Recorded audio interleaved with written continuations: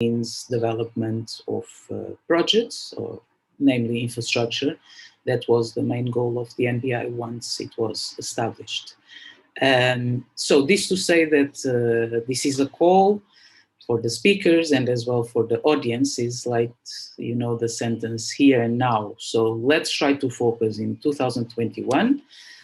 We know a lot of the challenge that the Basin is going through, not just in hydrological terms, but in particular in political or diplomatic terms. So we would like to have a frank and honest conversation about what so far has been attempted and what could be the future, sorry, the future approaches to sort out some of these pending issues, for example, and the aspirations of the countries. And therefore, I would invite all the speakers as well as the audience that can use the chat, as Nicholas Aza was just saying. Please just write your name and your institution in the chat box, and any questions that come meanwhile for the presenters while they are presented, feel free.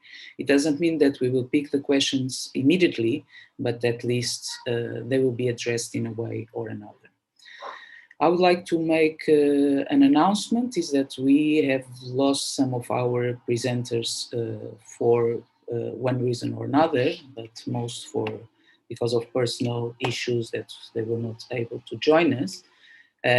So there are some good news, which means that the presenters will not have more time to present, but at least we can be a bit more flexible, and we will have more time for questions. So there was already a planned slot for questions for the keynote speakers. We can have one for the presenters and perhaps have a panel, more time for the panel, which will help us to have a more interactive conversation between us and between everybody that is listening to us. And I think this is a bonus that we just got. So I think this is the main remarks. You can see the agenda in the event leaf page where the NBDF program is. I will then give the floor to Professor Saifeldin Abdallah, the Executive Director of the NBI, which I suppose is in one of the rooms we can see. Patrick, I can see you. I don't know if Professor Saif is already ready to give the opening remarks. Just after that, we will go through the keynote presentations. I will ask Dr. Salman to start. He will introduce himself because I think it's better than I do, as I might miss something. And each of the keynote speakers have 15 minutes. So this will allow us to start preparing our questions as well, including for the panel. So I'd like just a confirmation from the NBI team sitting at Entebbe. Well, we can give them some time maybe to organize ourselves. Anna. Yes, please. The ED is with us, but he will not be able to give his remarks. So let's go to the next item on the agenda. Okay, then. So we expect that he will join us at a later stage, and you just let me know when that happens. Okay, therefore we can move to Dr. Salman, and he will introduce himself, but I don't think that anybody attending doesn't know who Salman is. But so I would like to, okay, give me just a second. So Salman is presenting in one of the topics that he wrote a lot about, and again, bringing us back to the future, if that is possible. And the title of his presentation is "The Nile Cooperative Framework Agreement. Is the impasse breakable?"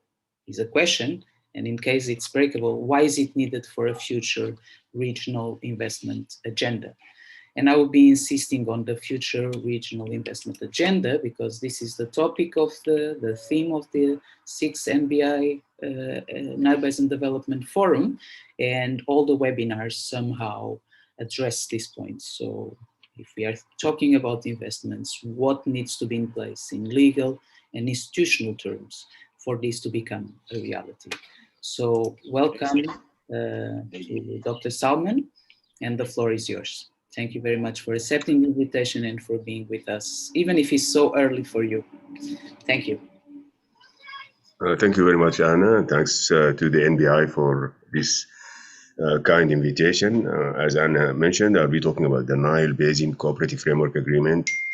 Is the impasse breakable with a view of looking at future investments and the process for getting there.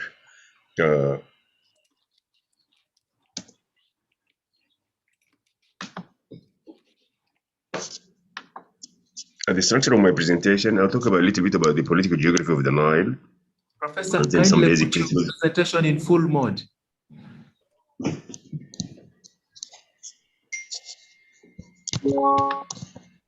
Thank you, thank you. Okay, I hope those 3 minutes are not part of my time that we lost.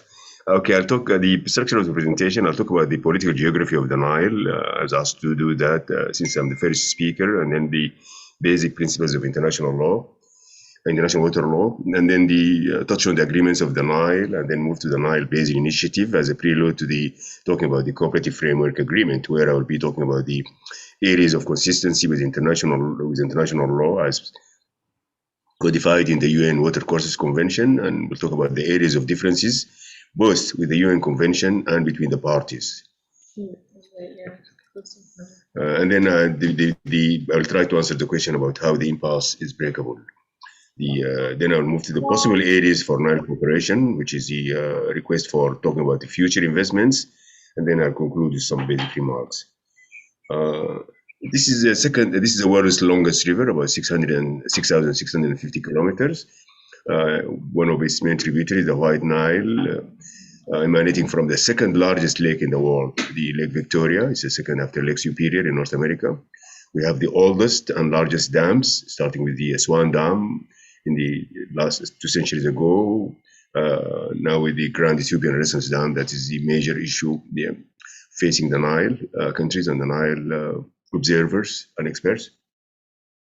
There are the oldest and most controversial treaties. Also, we'll go. This is the Nile is the cradle of ancient civilization. We have 250 million people living, or depending on the Nile, they will reach 300 million by 2025. 10%, that's 10% of the African continent. We have wide diversity of ethnic, religious, and linguistic diversity. The country is shared by 11 countries. The Nile is shared by 11 countries: Burundi, Democratic Republic of Congo, Egypt, Ethiopia, Eritrea, Kenya, Rwanda, South Sudan, Tanzania, and Uganda. 11 countries. And this is a region of extreme poverty.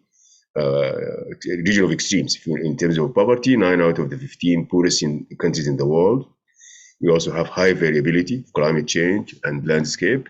We have conflict, 10 countries since 1994. And then we have diversity in the flow pattern of the Blue Nile and the White Nile. Although it's the longest river in the world, it has a small flow system. It's 84 billion, according to the 1959 agreement, probably 109, probably more currently. So the UNDP has used the figure 109, the United Nations Development Program. This is whatever figure we use, that's a small amount. It's about 2% of the Amazon River, about 6% of the Congo, 12% of the Yangtze, 17% of the Niger, and about 25% of Zambezi. And there is very limited infrastructure. About 10% of the hydropower potential has been developed, 15% of population with electricity, 10% of irrigable land is actually irrigated. This is excluding Egypt and Sudan. And there is high rainfall variability across the basin. Ethiopia tributaries contributes about 85 to 86% flow at the Aswan. There is high equatorial flows lost in the Sud region of South Sudan, about 60% from the White Nile waters, and thus leaving the White Nile contribution being very limited. Egypt, minimal rain and no flow additions. 90% of the population living on the 5% of the Nile land and depending on the Nile. And Sudan and South Sudan, 65% of the Nile basin about now it's about 40, 25, or perhaps 45, 20. The confluence of the major tributaries. So the major variability. There are major challenges also. Limited flow, as we mentioned, between 84 billion to 109, increasing demand due to population growth. The other thing is the current allocation of the Nile waters, the uses mostly by Sudan, by Egypt and Sudan, climate change and environmental degradation. And then there is a major differences over the treaty. We don't have a single treaty that's inclusive, and the one that we're talking about now is still has a lot of differences, and that has resulted in universal development plans, which are mainly dams, as I mentioned, starting with the Swan Dam and ending with the Grand Ethiopian Renaissance Dam. This is just a map showing the dams in the river, which show that Ethiopia, starting with Egypt, Sudan, Ethiopia, and Uganda. Those dots, those circles are the dams. The river is really dotted with a large number of dams that's already built, and there's even more that are planned.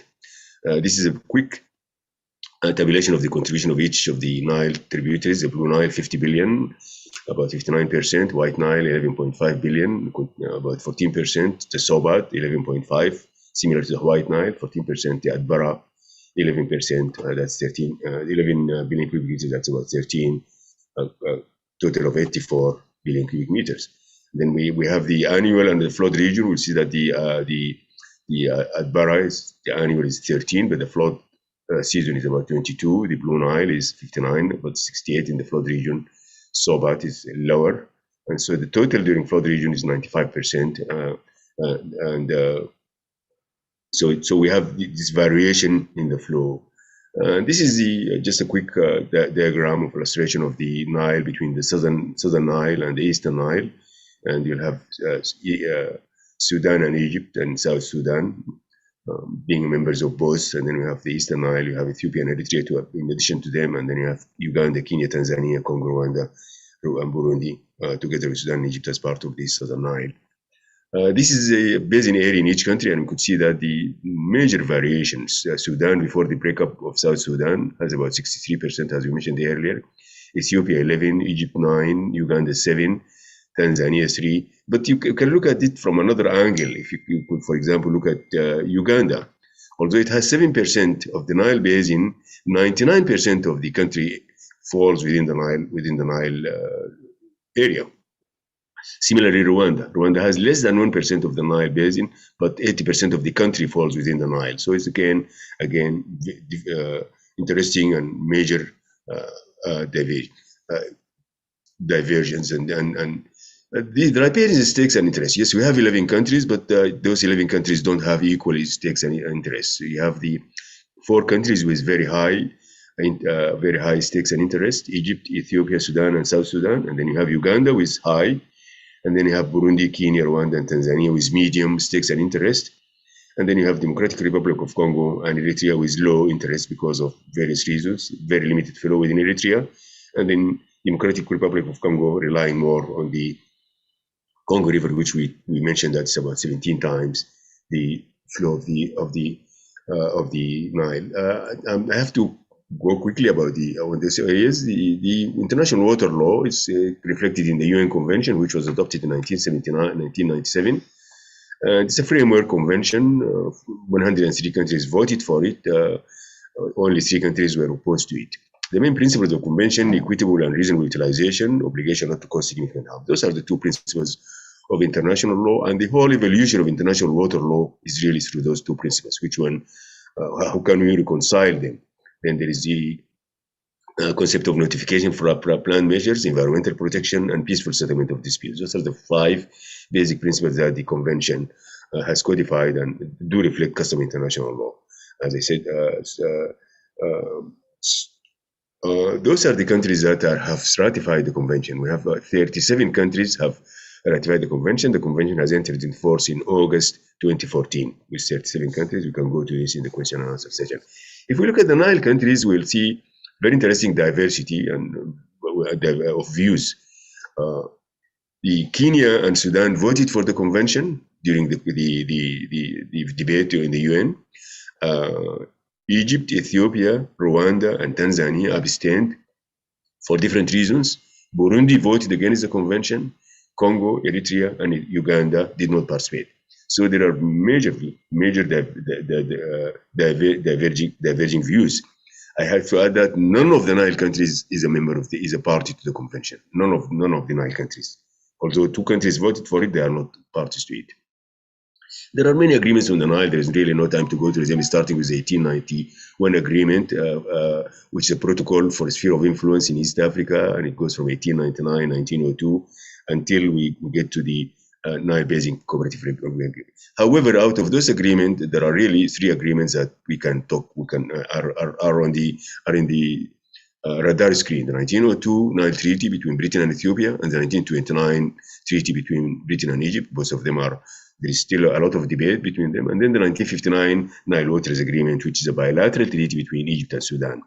Those are the 3 agreements that are in the radar screen, and there is a lot of debate and a lot of differences over them. And then we have the Cooperative Framework Agreement, which we'll be talking about. This leads me to the second part with the Nile Basin Initiative and the Nile Basin Framework Agreement, and Nile Basin Cooperative Framework Agreement. The Nile Basin Initiative was born in Dar es Salaam on February 22nd, 1999, when the Minister of Water Resources of the Nile Basin signed the minutes of the meeting establishing the NBI. And the vision of the NBI is to achieve sustainable socio-economic development through equitable utilization of and benefit from the common Nile Basin water resources. This is a vision. It is highlighted in the websites, highlighted everywhere when we're talking about the NBI. And this is basically recognition of the rights of all states on the Nile. And the main task is to prepare an inclusive treaty, and that is the CFA. This is quickly the structure of the Nile Basin. Then we have the Nile Council of Ministers, and we have the Nile Technical Advisory Committee, and we have the NBI Secretariat who are organizing those webinars. The Nile Basin Secretariat is in Entebbe, and then we have the Eastern Nile Technical Regional Office in Addis Ababa, and then we have the Southern Nile Subsidiary Action Program in Kigali. So we have 3 offices, and we have 3 major bodies.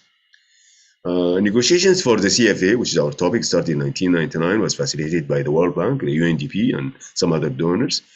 And after 10 years of discussion, they had a draft which they didn't agree on, but the draft is basically based on the convention, the UN convention that we talked about a few minutes ago. And the areas of overlap include the equitable and reasonable utilization, which is highlighted in the CFA, the obligation not to cause harm, which is also highlighted there, the exchange of data information. This is instead of the notification. Then we have protection of the environment, and then they have peaceful settlement. We'll talk in a minute about the third concept that was introduced in addition to equitable and reasonable utilization and the obligation not to cause harm, and that is the water security, which really created more issues than it resolved. Negotiation deadlocked in 2009, 10 years after the start of the negotiation, on 3 issues. Water security. The CFA, in an attempt to break the impasse between the 2 concepts, equitable and reasonable utilization and the obligation not to cause harm, tried to introduce the water security concept, and it defined the water security as the right of all the riparian states to reliable access to and use of the Nile water system for health, agriculture, livestock, production, and environment. These definitions included in the CFA, and it was hoped that it will be a middle ground between the equitable and reasonable utilization that was demanded to be the main area by the upper riparian, and the obligation not to cause significant harm, which is basically coming to the 1902 and 1929 agreement between the 2 lower riparian Sudan. Then there is no notification there. There is in the CFA includes provisions on the exchange of data and information, but does not include notification. And the 2 lower riparians demanded notification in line with the UN Water Courses Convention, and with the fact that this is basically a customary international law principle which should be included as it's included in other. There was some discussion about whether exchange of data and information is enough, but in my view, notification is a more structured process than exchange of data. And then the third area of difference is the amendment to the CFA. Should it be done by consensus or by majority? Those are the 3 areas where we have the deadlock, and that's why the CFA, there was no agreement on the CFA. 6 countries have signed the CFA: Ethiopia, Tanzania, Uganda, Kenya, Rwanda, and Burundi. It's vehemently opposed by Egypt and Sudan for those 3 reasons that we mentioned. Thus far, it has been ratified by 4 countries: Ethiopia, Rwanda, Tanzania, and Uganda. South Sudan declared support for the CFA, but has taken no action. And Democratic Republic of Congo is undecided. The CFA needs 6 ratification pending. So we have 4. We have only 4. Can you unmute those? There's some sound behind. So those are the countries that signed, 6 countries, and 2 are up against it, opposed. And then there's 1 country undecided, and so 4 countries have ratified it, as shown here. This is the signing in the CFA in May 2020. Is the impasse breakable? In my view, it is breakable.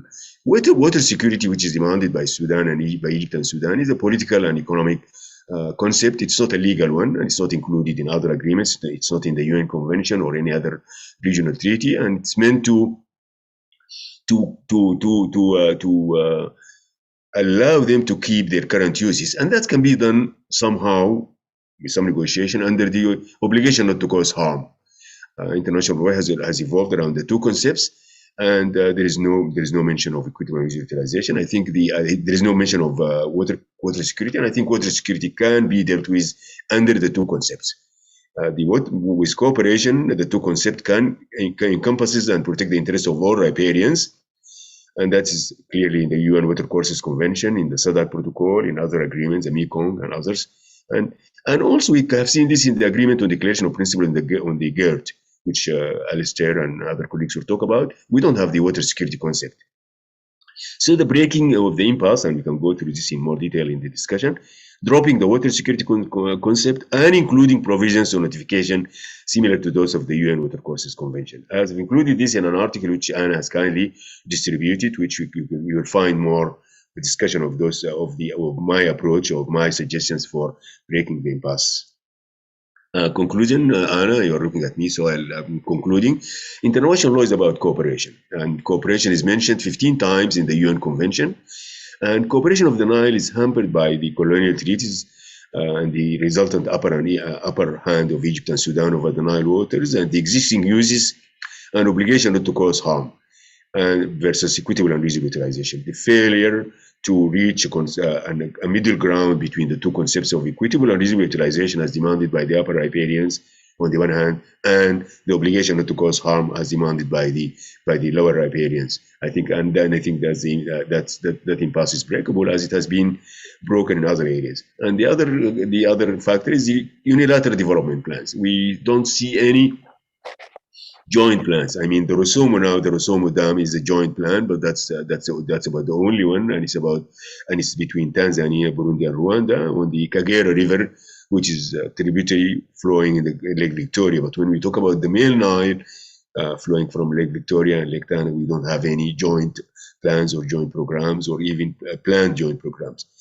Cooperation is translated into 2 areas, in my view.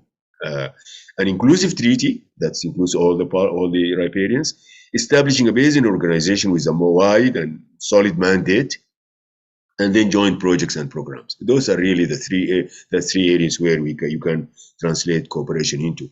And in the case of the Nile, and this is the last slide, Anna, there are large areas for possible cooperation in the Nile. There is the large Ethiopian hydropower. It's about, by 1960 was measured as 45,000 megawatt, but now 30,000 of it out of the Nile. I'm sure with the technology and development, the figures can be higher. Sudan irrigable lands, and you have written, as a lot have written about how much irrigable land are there which has not yet been irrigated, which can be irrigated from the Nile, and which can not only feed just the Nile basin countries, but the entire perhaps the region. And then the Lake Victoria fisheries, which is huge, and there are a lot of it written how it can be developed, and that's an area of possible cooperation and possible future projects which can be built on cooperation. Then there is this South Sudan livestock. It's an amazing figure, but it's not developed economically.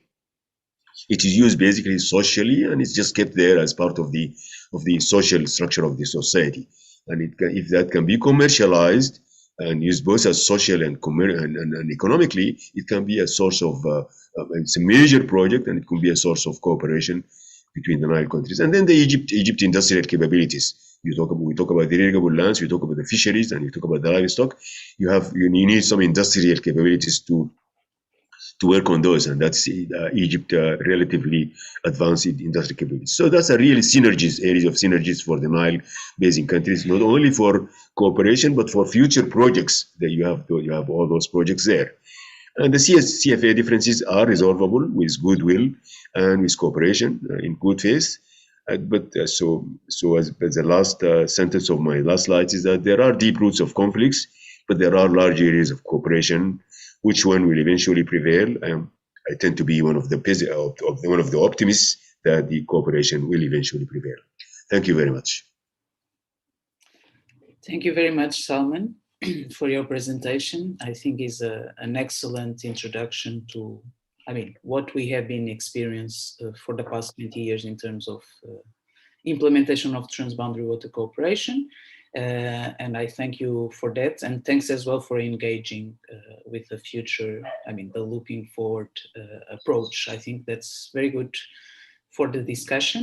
We'll get back to you during the questions and answers for the keynote speakers. And we already have a lot in the chat. If you have an opportunity, you can start looking at the questions. Of course, we will not be able to pick all of them, or some we can even leave for the panel. So if you look at them and you think that you would like or be able to reply to that question, that would be good. So another thing that I would like to ask the audience is that when you ask a question, if it's specific for one of the speakers, please mention so that's easier. If it's a question for all, that is okay. Even before I move to Professor Alistair Clark to give his presentation, I would like to say as well, for the moment I can see that there is around 68 participants in the call, which is very good. Most of the people are identified, which it's very good as well. And we hope that more people will join. But among them, we have NILE members.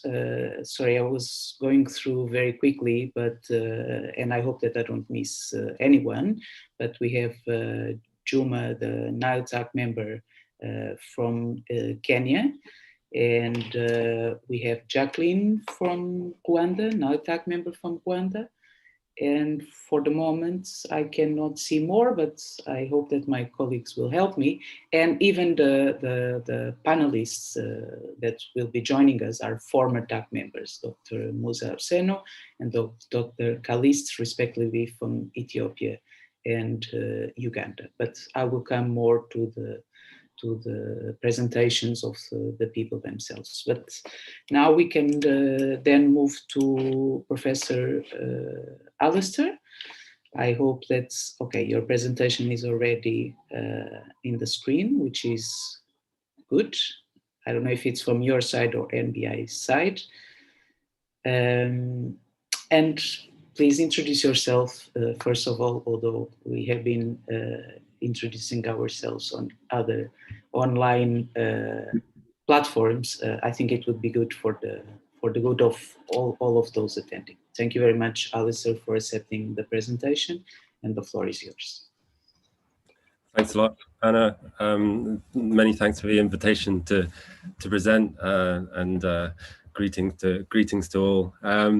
Yeah, my name is Alistair Clark. I'm a law professor at Northumbria Law School in Newcastle, UK, and I've been working on international water law issues at different levels, at a basin level, regional, global, for 15 more years, I would say.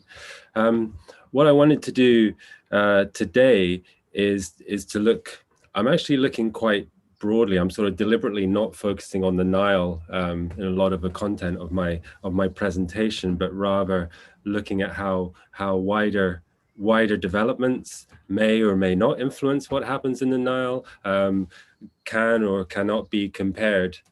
Different experience might not be compared to the Nile. So hopefully with that kind of forward-looking agenda, see how these things interact. So I'm looking at specifically transboundary hydropower projects, but rather looking at how three different areas of law influence these projects or might influence these projects.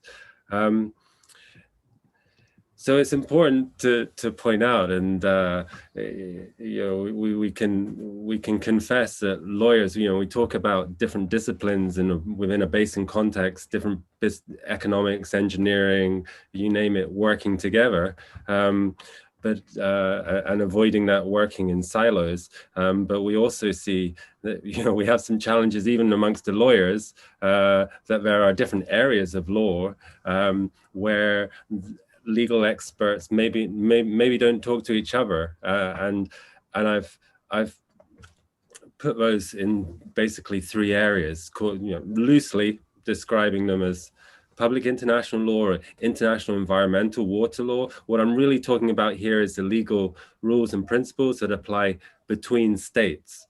A lot of what Dr. Salman was talking about. We also, when we look at these hydropower projects, looking at joint infrastructure projects, we also see an element of, again, loosely defined private international law or international economic law. What I'm really talking about here are the legal arrangements that are set in place between a state and a private company. These big projects, often it's multinational companies that we're talking about. And then thirdly, we have this area, again, broadly talking about human rights law, which is about the relationship between the state and the individual. All of these areas play a part within these projects. And I wanted to give you a case from the Mekong, which I think highlights this really well. It's the Xayaburi project on the mainstream of the Mekong. It was the first hydropower project built in Laos to be built on the mainstream within the lower Mekong states. A lot of developments on the tributaries, but this was the first one in the lower Mekong on the mainstream. And so it fell under the 95 Mekong Agreement that the lower Mekong states are party to. With procedures there on prior notification and consultation that the states followed. But you also saw a lot of interactions around this project, which were more around interactions between the state companies and individuals. So, for example, Poiri, an engineering company, multinational company, advising the Lao government on the project, that company was taken to a Finnish national contact point for a claim of breaching guidelines for multinational enterprises. And 15 NGOs took the company to the national contact point. Similarly, another company, an Austrian company that was supplying the hydropower turbines were also put in front of a national contact point in Austria for the OECD guidelines, saying there might be a breach here of the guidelines because when supplying these turbines, the company hadn't sufficiently looked into the impact of a project and assessed the potential impacts of a project on communities downstream. So a real strong link here, communities, private companies, and states interacting around different levels of arrangements. Similarly, a case submitted to a Thai administrative court at a national level, 80 villages potentially affected by the project, and also in Thailand, National Human Rights Commission hearing issues and claims around potential breaches of human rights. So a whole mix of different laws, different levels interacting around these projects. So if we step back and then think, okay, what is the applicable law here in these three areas? So first, we've got the international environmental or water law, based on customary international law. Dr. Salman highlighted the main law here, so I don't have to spend much detail on this. It's based on customary international law reflected in the global water conventions, with key principles being equitable and reasonable use, no significant harm, duty to cooperate, notification, consultation, and peaceful settlement of disputes. Then we have a human rights law. So we have various declarations regional treaties that countries have entered into. We can see from a water context, we have a general comment on a right to water, ensuring sufficient, safe, acceptable, physically accessible and affordable water for personal and domestic use.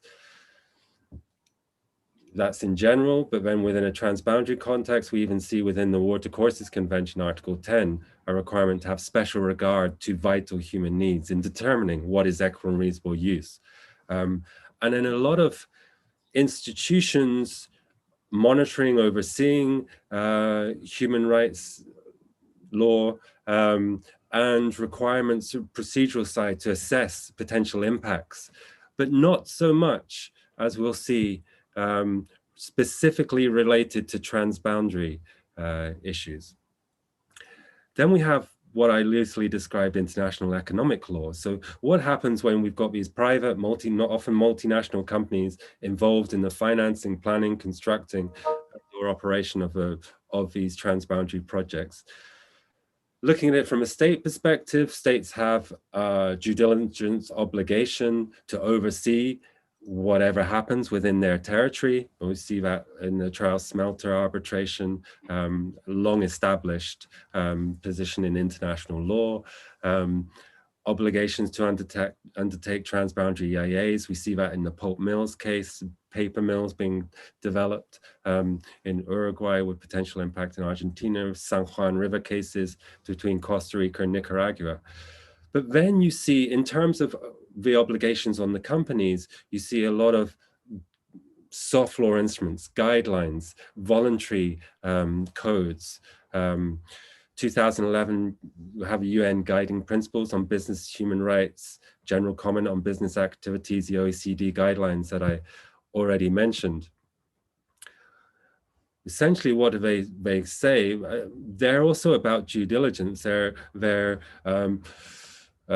calling on the companies to properly assess the economic and social impacts of the activities that they're involved in, even if it's just supplying parts, like Andrat's with the supplying of a turbine for the construction of a hydropower project. An obligation to assess the environmental, social impacts of those activities, and also strong wording around engaging stakeholders in assessing those impacts. We also see, in terms of international financial institutions, and Dr. Salman can talk about this much better than me, is around various policies that also call for that strong environmental, social assessment, stakeholder engagement, if funding of these projects is coming from the World Bank or other development banks. Banks also can sign up to the Equator Principles, again, ensuring with a commitment to assess environmental, social aspects of their investments. 2019 UN Environment developed a finance initiative around, again, considering the environmental social assessment of those investments. And there's also industry standards. International Hydropower Association have a suite of sustainability tools to assist hydropower companies in their activities. But a key point about this is there's an element of discretion. I mean, companies can cherry pick the projects that they want to invest in, where they may or may not be subject to stringent or less stringent guidelines. And a lot of these initiatives, principles are non-binding, or it's up to the companies to volunteer to subject themselves to those principles. Another part of the equation is then what we see is we can see that at a regional and basin-wide level, there's been attempts to ensure, to sort of raise at least a minimum standard of guidance, of principles dealing with these hydropower projects on transboundary waters. And just to name a few here, for example, the Danube River Basin parties have developed, under the Danube Convention, have developed guiding principles on sustainable hydropower. We can see procedures for notification plan measures within the Zambezi River Basin. Mekong River Commission has developed a suite of different tools and guidance around developing hydropower projects. And then at a regional level, we can see under the UN Economic Commission for Europe, for example, there is a regional treaty which is focused on common standards around notification, around developing joint EIAs and engaging stakeholders in that regard. So just to sum up with some final thoughts, I think it's really important to note that even if there are strong legal frameworks, even if there are, at a basin level or regional level, there is this common framework, disagreements still happen. It's inevitable in these with these projects, and you can see that in the example of a Gabčíkova-Načmorsk case. It went to the International Court, case between Slovakia and Hungary, for a project developed in Slovakia, its impact in Hungary.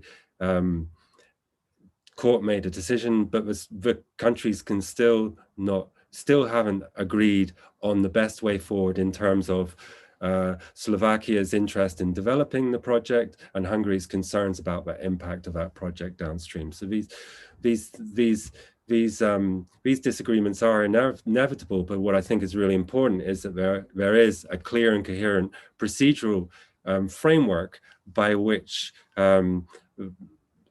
disagreements can be hopefully avoided or at least addressed in a cooperative way to ensure that waters are used in an equitable, reasonable manner. And I would say that process, it doesn't favor the upstream state, it doesn't favor the downstream state, it doesn't favor the planning state, it doesn't favor the potentially affected state, more or less, it favors everyone. See it with the Xayaburi, for example, when Laos first developed it unilaterally, and then had to backtrack a bit, had to redesign the project to take into account the concerns of the downstream states, and that that to a cost of Laos of 100 million, which some of that cost could have been saved if there was a clearer process where states upstream, downstream, planning, potentially affected, were all involved at an earlier stage in the project. Then in terms of the applicable law in these three different areas, international water law is pretty clear, I would say, in terms of requirements to assess that countries must assess projects on transboundary rivers and assess whether they have a risk of causing significant adverse effect, and if they do, to notify and consult with potentially affected states. Notify and consult, what does that mean? It means taking into account and mitigating, where reasonable, potential impacts of these projects, which is, I think, important to note, something different to agreeing. Countries don't have to agree fully on the project, but at least the planning country should hear the concerns of potentially affected countries, take into account those and look at how to mitigate that, like in the case of Laos that I mentioned.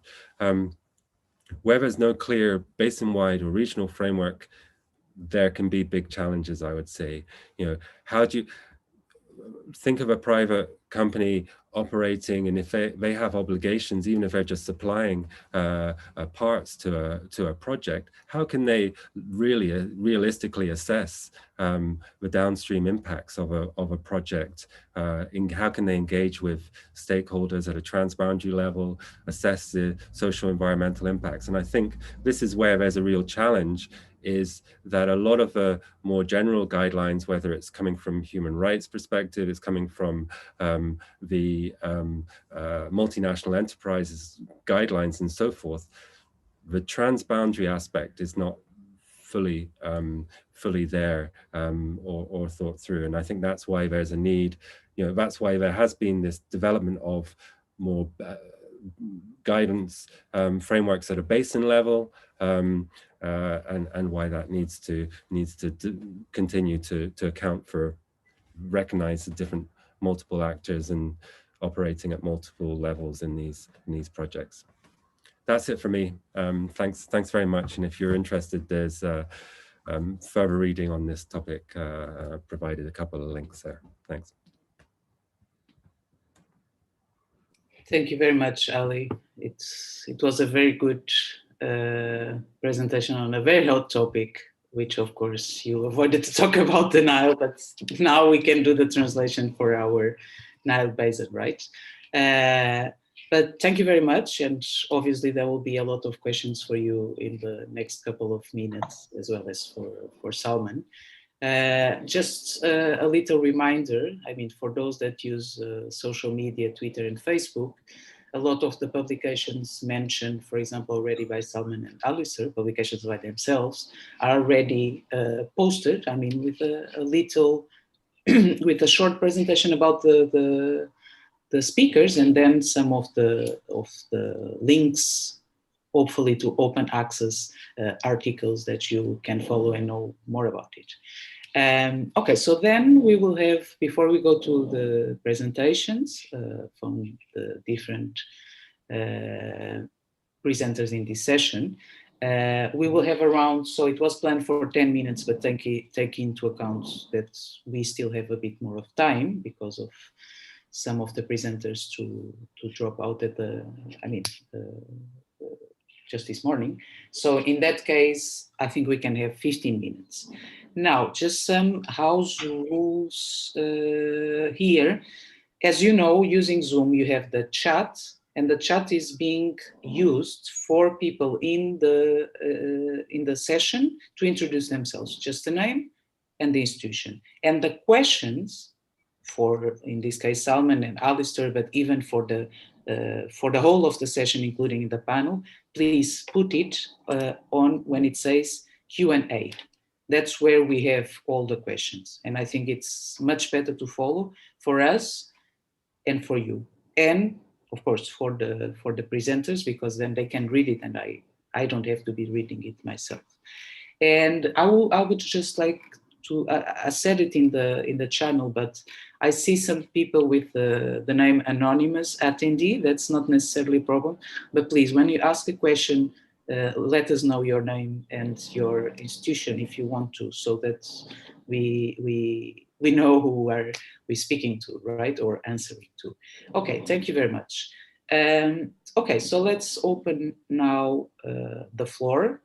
I think it's possible to see the connections between the two presentations, and why Dr. Salman and Professor Alistair were invited was exactly to give us some pointers for thinking. I mean, where are we? I think it's pretty clear. Where are we going, and what can we do to find a possible solution for the current impasse? We might call it different ways, but the impasse that exists both at multilateral and even trilateral level. So for a start, perhaps I'm going to pick one from the chat, and then giving opportunities to others to write questions meanwhile. But there is one at the beginning by Romulus Okwani, which I'm guessing it's from Kenya, not that it matters, but to Salman. Given the variabilities of the flow in the system, instead of water security as a concept, why not to move to water equity based on open data sharing framework? I would like to remind that Salman in his presentation already said that the water security concept should be or could be removed for the sake of finding a solution. But this is much more specific. So I'd like Salman to reply to that one. Let me just check if there is another question that actually goes into that direction so that you could answer at the same time. Yes, so from Tilahun Adamo from Ethiopia to Dr. Salman. Thank you for the excellent presentation. And the question is there any possibility whereby Egypt, Ethiopia and Sudan can resume negotiations on the CFA and the break of the stalemate? And if so, what is the possible role of the international community? And we are talking about CFA in particular and not the GERD, so I understand. So Salman, you have 2 questions for you. I will then move to Alistair just in the next round. Please, the floor is yours. Okay, Anna, thank you very much. And thanks to the 2 colleagues who sent those 2 questions. The first one about the water security and its relationship to equity. And as I mentioned, and I will just elaborate a little bit, maybe my initial thoughts and remarks really need some elaboration, that the concept of water security is really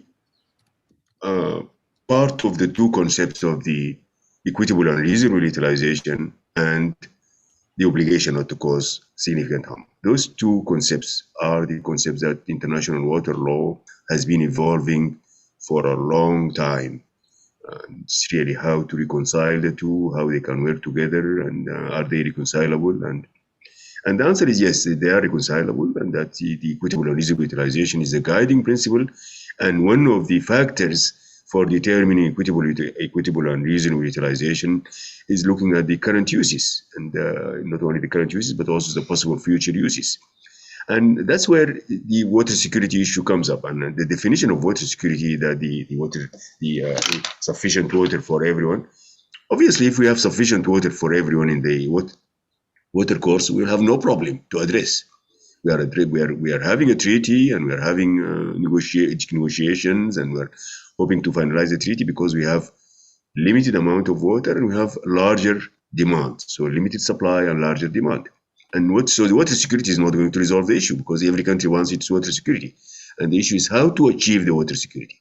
And you can achieve water security by those 2 principles: the principle of equitable and reasonable utilization that every state is entitled to according to the factors spelled out initially in the Helsinki rules in 1966, and later on codified in the UN Water Courses Convention, and then codified, then reproduced with some elaborations, adding two additional factors in the CFA itself. So I think those those factors, read together with the obligation not to cause harm and negotiated in specific agreements in good faith and in goodwill and with the cooperative spirit, will result in the issue of the equitable and reasonable utilization, which may not necessarily be water security, but it would lead to it would lead us close to the concept of water security. Because as I said, if we have water security for everyone, then we have no problem. The problem is that we don't have enough water in most of the RIPE or most of the shared water courses for the countries to say that, yes, I have my water security and that you cannot touch it. For the second question, I think it was about the CFA. Can you just, Anna, repeat the question? Yes. Yeah. So, is there any possibility whereby the 3 Eastern Nile countries can resume the negotiation on the CFA? Well, perhaps with all the others as well, and break the stalemate. And what is the yes? I think it's 2 questions, just minutes. And what is the possible role that the international community could play? And this question is regarding CFA and not GERD. CFA, yeah. Okay, I think yes, there is a possibility, and I think the Nile Basin Initiative Secretary, I wish Dr. Saif is here with us. I think they can, the Nile Basin Secretary can and perhaps should really take the lead in trying to bring the Nile Basin countries together. And Dr. Saif is really an expert, and he knows the history of the CFA. He knows international water law very well, though he's an engineer. And I think he's really capable of leading the negotiations. And there has been attempts before. There were a couple of meetings called for for the heads of the states. And that's when I sent my blog. It was a short blog saying that the impasse is breakable, suggesting that the upper riparians drop the water security concept, because it's not adding much, and it is already implicit in the two concepts of equitable and reasonable utilization and the obligation not to cause harm. And yes, notification is important. It's part of international water law, part of the customary international law, elaborated. In fact, the notification is the largest part of the UN Water Courses Convention.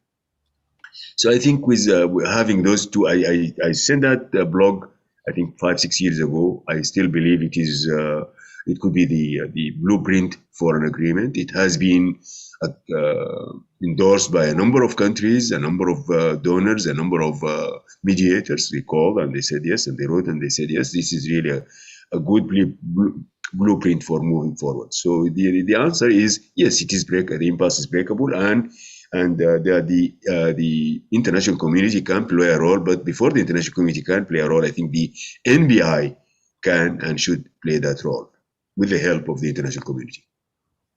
Thank you.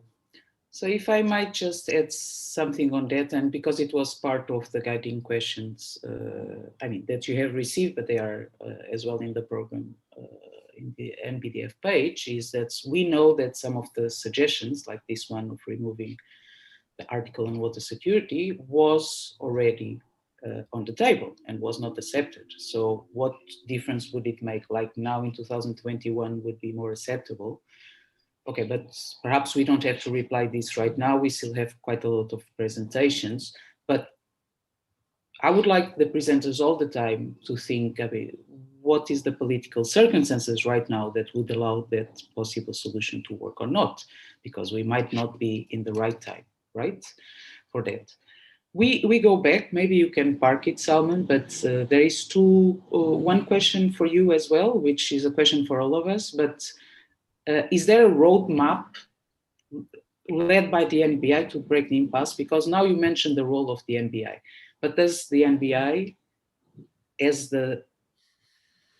not the mandate, but the space to do it? That's the question. But let's leave it for another round. And now I would like to go to some of the questions for Alistair, which I think are very good, and I think it would be interesting to start translating what Alistair was presenting for our Nile case, right? And one is from Belaine, from Ethiopia, to Dr. Alistair. The principles of international financiers seems to be easily influenced by economic and political power. How do you think that these financiers stick to maritime principles to be called international? As finance seekers, most of the time have limited power too. So basically, I think goes back to your idea. I mean, which kind of regulations and procedures there is for the private companies or for the international institutions on the banking system. What role can they really play here? Yes, Alistair, please.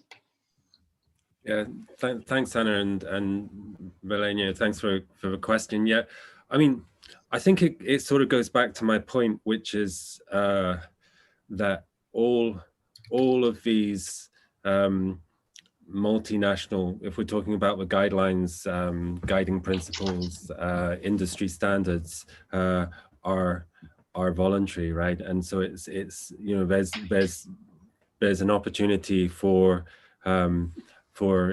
companies to choose which ones they want to comply with. I think the big responsible companies are keen to engage with and be seen to engage with the UN guiding principles and be very clear on that. And I think there's also built into these, whether it's looking at the sustainability tools of the IHA or looking at the OECD multinational enterprises guidelines on multinational enterprises, there are mechanisms to review compliance, which is already useful for at least for any, like the case of Zayaburi, like Poiri, taken to a Finnish national contact point ministry in Finland's, asking them to come before them and explain their actions and explain whether or not how they see their actions being in line with the guidelines. So I think that's already, in terms of compliance and transparency, quite useful. But again, the challenge is, and I guess this is back to the the politics and power. The challenge is that it's voluntary. So and that's where I think maybe having, and I know the NBI have done some work on this, but examples like the Danube, like the work in the Mekong River Commission, developing those standards at a basin level that all actors have to engage with, seems to me be a better way to maybe avoid some of this the power and politics. So maybe because there is two other questions in the chat that are to you, and I think come just after the replies you are giving as well regarding guidelines and the procedures. Dr. Ahmed Adam from Sudan is asking if you mention a lot of times that there is the environmental and social impact assessment in transboundary projects. But is that the case? I mean, do we see these, projects that are being funded in particular, large-scale infrastructures that, of course, will tend to have more implications? Do we see these studies being done before the project is approved, for example? And the second question by Wilbur Force from Uganda, who was a speaker in one of our sessions last week, is asking a very good question, because usually we're always looking outside to look for the best case scenario and what to learn with. So of course we could ask, what can we learn from the Mekong case and the particular dam that you talk about, but what can the Mekong learn with the Nile, from the Nile case, which I think is a very good way, because perhaps there is already lessons from the NBI experience. When I say NBI, sorry, Nile Basin, that can as well give already some message on what could it work in the Nile or not. Okay, thank you. Yeah. Again, thanks for questions. I mean, I think in terms of whether there are these environmental, social studies, the short answer is there's just huge variation, right? If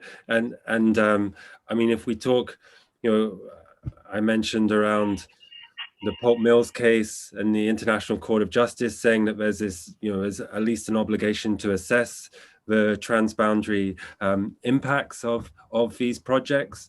But even the court didn't go as far to sort of set out what that might look like, what sort of national EIA legislation would incorporate transboundary issues. And again, I think here is a lot of the guidelines are focused around national projects without recognizing that added complexity that we all know around transboundary issues.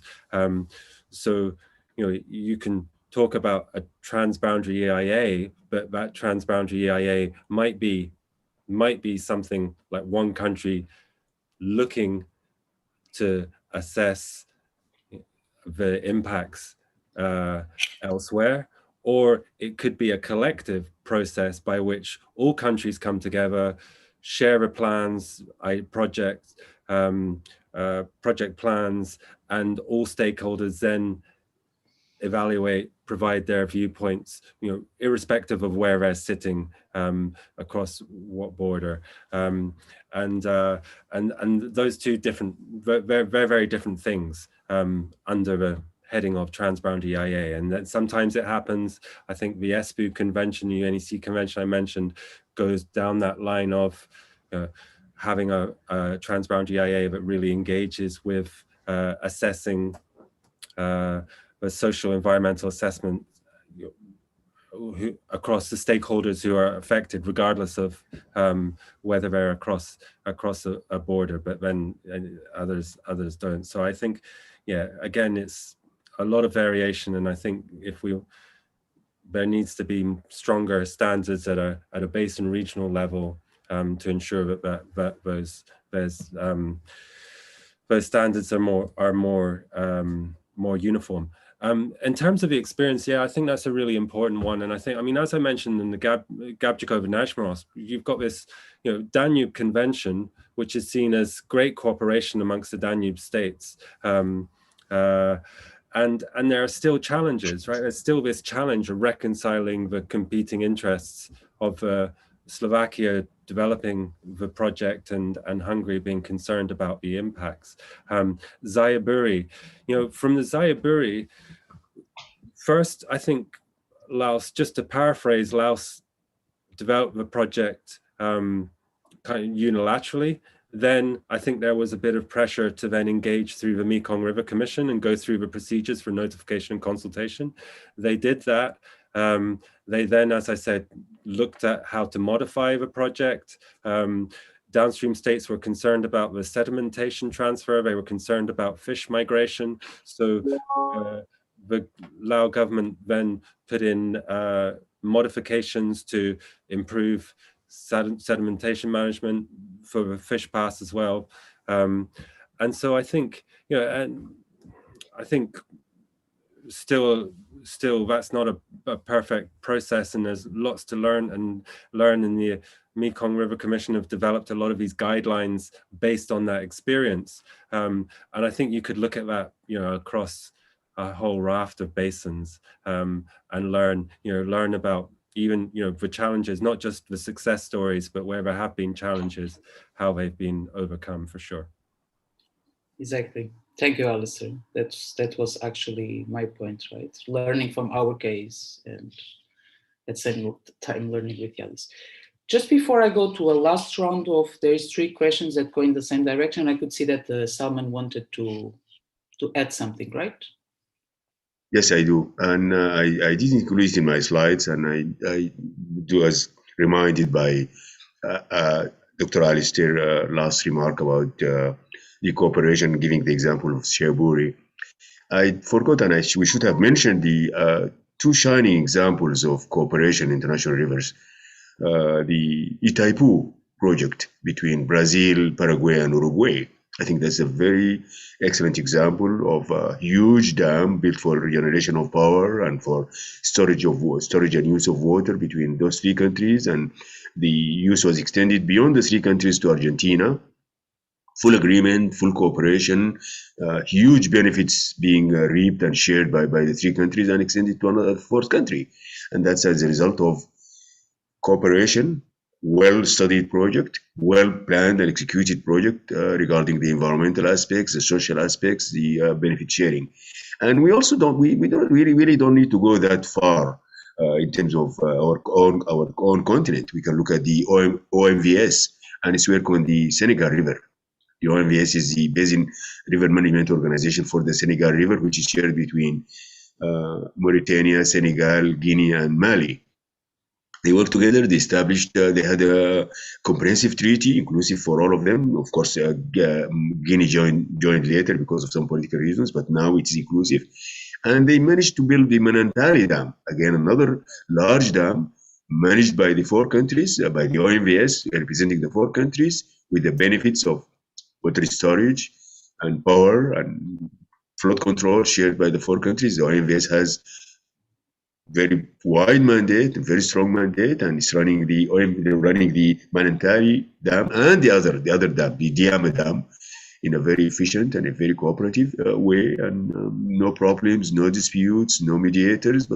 And I think those are very shining examples which we can, the NBI and we in the Nile, those who are interested in the Nile, can look at and try to learn from in terms of future projects, as Anna insists and try to remind us about the future projects. And those are very shining and very positive and very good lessons that we can learn from the two examples of the Itaipu in Latin America and the Manantali and the Diama Dam in the Senegal River. Thank you, Salman, for that regards. Next time we have to invite someone from OMVS, or maybe I think looking at the list of participants, a lot of them have been visiting Senegal and even the Manantali Dam, and if they would really agree with that rosy picture that you painted. But okay, let's say it works. But could it be because the politics, and I come to the questions in the chat, because politics are perhaps not such a central point for the countries when negotiating about the waters of the Senegal River. So, and we have three questions. I'm going to combine them. One is from Mary Gabriel, Tesfai Kidane, an anonymous, but okay, I'm going to take it. That is this idea. Okay, if we are assuming that what is hindering, I'm citing, that what is hindering or delaying the negotiations and the commitment to whatever legal framework agreement exists or will exist in the future. So what is the most critical? And if it's politics, so what is then the role of international water law? I mean, if we assume that is mainly a political commitment to agreements or conventions or joint declarations, whatever you want to call it. So how do we go about it? I know this is the $5 billion question that we can just start answering, but of course this will be mainly for the panel where we will have NILTAC members, which of course can provide us more on that. So just some last remarks, answers from you to the three questions. Whom do you want to start with, me or Ali? Ali first. Okay, Ali. Okay, the easy one. I mean, to me, looking at the issues around the process.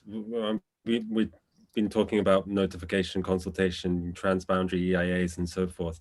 I mean, to some extent, they're easier to address than the substantive, the substantive ones, because it's a process. The process should be. I have to choose my words carefully here, but it should be apolitical. At least the countries should be able to see the benefit of having that predictable and transparent process in place. Regardless of what your interests are, agreeing on the process, maybe better to say it should be the first step to lead to addressing the substantive ones. So I think, as Dr. Salman said, you've got that very detailed part of the Watercourses Convention on notification, and I think that's right. I think he mentioned, you've got cooperation mentioned 15 times or something. I think that's right, but it should be focused more on process and transparency. So you have that transparency, you have that predictability in terms of how you get to the end point, which is, I think, is a really important one. But also, and then again, I mean, this is back to the politics. Law's not going to trump that.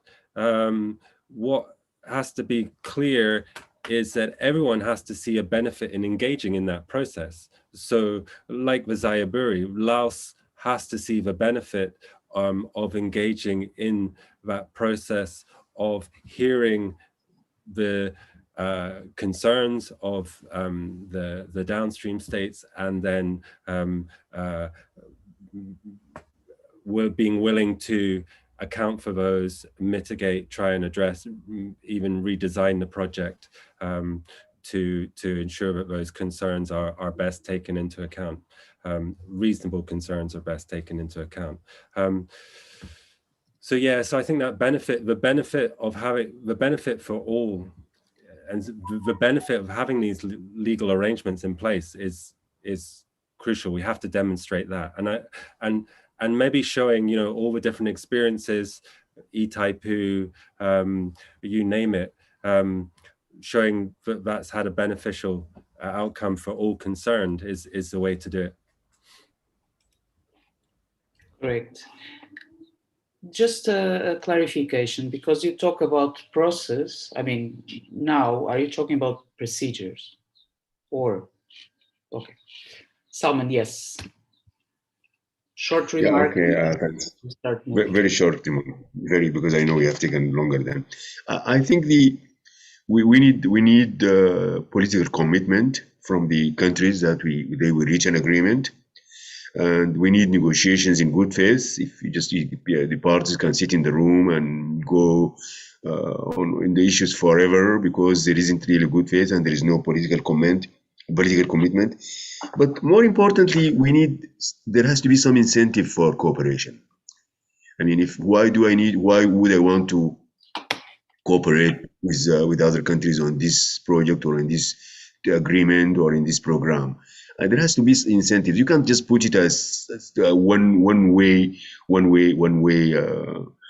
project or one way program.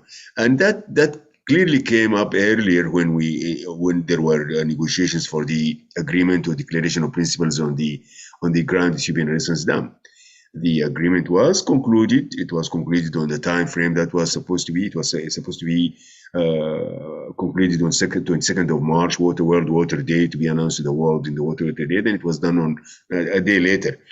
But it was done at a higher level. There was a political commitment. It was signed by the three heads of the state at that time, and there were negotiations were in good faith, and they were done quickly, and there was incentives. I mean, there were incentives for cooperation in terms of recognition of Ethiopia's right to utilize its waters vis-a-vis the rights of other concerns of the other states, in terms of protection, in terms of dam safety, in terms of the issues to be discussed and agreed upon in future, and more important, in terms of the sale of the power generated from the GERD to the two downstream riparians. So in short, political commitment, negotiations in good faith, and incentives for cooperation are the three guiding principles, in my view, for successfully concluding any negotiations. Okay, thanks for that. I think we go back to that in the panel. I mean, what could be these incentives? Because obviously, if there is no incentives, nobody is going to engage just for the sake of being a good neighbor, correct? So let's try to understand what could that be, in particular for, let's say, the parties that perhaps tend to be more issues with certain of the provisions that you have been talking about, right? Okay, thank you very much. We are going now for the presentations. I would like to invite Mahmoud Tekuye to give his presentation. I think you are online. Your presentation must be correct. Very online. Yes, Jacqueline. Thank you so much. Can you allow me to say something on the question from John Owino? You can while the presentation is being uploaded, but maybe the reply will be afterwards, okay?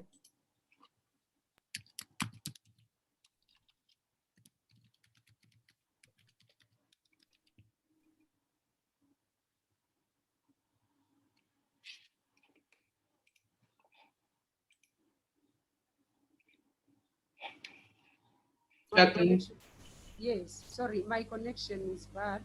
But what I can say, I heard you say maybe you need clarification from TAC members. Yes, what I can say. Jacqueline, but in that case, sorry to interrupt. You'll be staying until the end, right? Are you staying until the end of the session, Jack? Yes. Jackie? So let's ask this question. Let's address this then in the panel, okay? Okay. Hello, can you see my screen? Yes, we can. You can zoom out, please.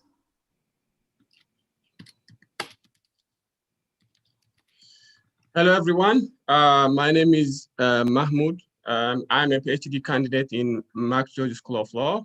I will be presenting on governing the GERD under climatic uncertainty and the need for a climate basin-wide agreement.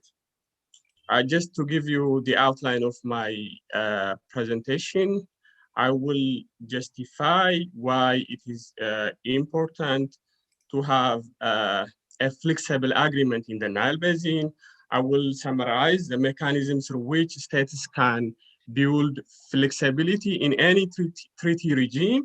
And based on those mechanisms, I will be analyzing or evaluating the fragmented legal regime governing the Nile Basin. Then I will zoom in on the GERD and make a point or justify why it is crucial to build flexibility in order to govern the GERD in face of climate change.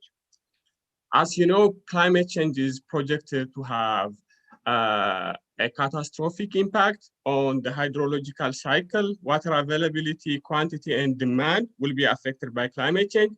Climate change is changing the timing of water, quality, and quantity of water resource. Climate change has several impacts on the Nile Basin, but my concern here is on the ramification of climate change on the Nile water course, whether there will be more water in the Nile, whether climate change will have an effect on the flow of the Nile. Regarding this, there is uncertainty in projections. Scientific studies often show contradictory results. Some predict that there will be more water in the Nile. Others predict that there will be a scarcity of water and even possible drought. So in order to adapt to climate change, to the ramification of climate change, we need to really address two contradictory scenarios. On one hand, there will be a possibility in which flooding would happen, and there is also a possibility in which drought would happen, right? So this requires us to build flexibility, to build flexible and resilient legal and institutional arrangement. Then at the same time, if we need to attract investment into the Nile Basin, we also need to have some kind of certainty, some kind of predictability. So how are we going to reconcile those two conflicting interests? On the one hand, we need predictability. On the other, we need flexibility, right? This will bring us to the mechanisms through which states are expected to build flexibility into water sharing treaties. And the first mechanism is to follow a flexible allocation strategies, like instead of allocating water based on fixed quantitative allocation strategy, parties are expected to allocate their shared water resource based on percentage or proportional allocation. Like if the flow is 20 billion cubic meter of water, 10% of that flow will be given to riparian A and riparian B will get the other amount. This way we can respond to both wet and dry conditions. So, but if we follow a fixed allocation strategy, if we allocate a certain amount of water for a riparian countries, then we need to have a special provision governing drought. Riparian countries, especially the upstream countries, would, whenever there is a drought, would be allowed to deliver below the minimum. Then where in the normal season, they would be required to pay them that amount of water back. And the other mechanism we can build flexibility is to have amendment and review process in the treaty. This will give the riparian countries the chance to address unforeseen circumstances. It is very crucial because through time, the hydrological condition, the social and climatic condition on which the treaty based could change significantly. Population growth may come. Climate change could decrease the amount of water. So if there is an amendment and review process, parties would update their interest, would protect their interest by updating the treaty. This can be done by like minutes, for instance, in the Colorado River Treaty, by proposal agreed by all parties. And we may also have a specific time limit within which a given treaty would be reviewed. It could be 5 years, 10 years, 15 years. We need to have that specific time limit. And the other mechanism is revocation clause or termination clause. Riparian countries, this will allow riparian countries to terminate the treaty in a given, by giving notice, for instance, a year or 2 years. This is just an exit strategy for the parties to protect their interest from what would be an oppressive treaty. Like short period of notice, for instance, if you give 1 year period of notice, and if the treaty involves permanent structure like dams and reservoirs, in that case, it would really affect the certainty and predictability needed for a smooth cooperation of dams, right? In this case, parties may require to give like a long period of time, 10 years or 15 years. And the other mechanism through which we can create flexibility is through river basin organizations. The extent to which river organizations have the capacity to adapt into climate change could depend on the membership, whether a given river basin organization encompasses all of the basin country. What are the power of the organization? Does it have a power to make a binding decision? Can it rule on equitable and reasonable utilization? Can it determine whether a given country causes significant harm to another country? What is the decision-making process? Is it a simple majority, majority or consensus, or is it unanimous? Does it serve as a vehicle through which riparian countries could exchange data and information? Does it have a power to make to resolve disputes in the basin? If the river basin organization has such kind of power function, then we can say that it has the intrinsic capacity to adapt into climate change. Then based on those 5 mechanisms, when we analyze the fragmentary legal regime governing the Nile Basin, starting from the 1959 treaty. The 1959 treaty follows a fixed allocation strategy. It allocates 55.5 billion cubic meter of water for Egypt, 18.5 billion cubic meter for Sudan, 10 billion cubic meter of water for evaporation, nothing for the other upstream countries. It has a drought provision where the permanent joint technical committee will devise a fair mechanism and recommend its report to the 2 countries, Sudan and Egypt. But it has never been practically applied. Flood mitigation mechanisms, there is no flood mitigation mechanisms. Amendment mechanism, no. Review process, no. Termination clause, no. There is a river basin organization, as I have said, a permanent joint technical committee, but the power is very nominal. It has the power to oversee the construction of storage like Aswan Dam. It doesn't have a power to make a binding decision. It doesn't have a power to resolve dispute. It doesn't have any disputes resolution mechanism, even the treaty itself.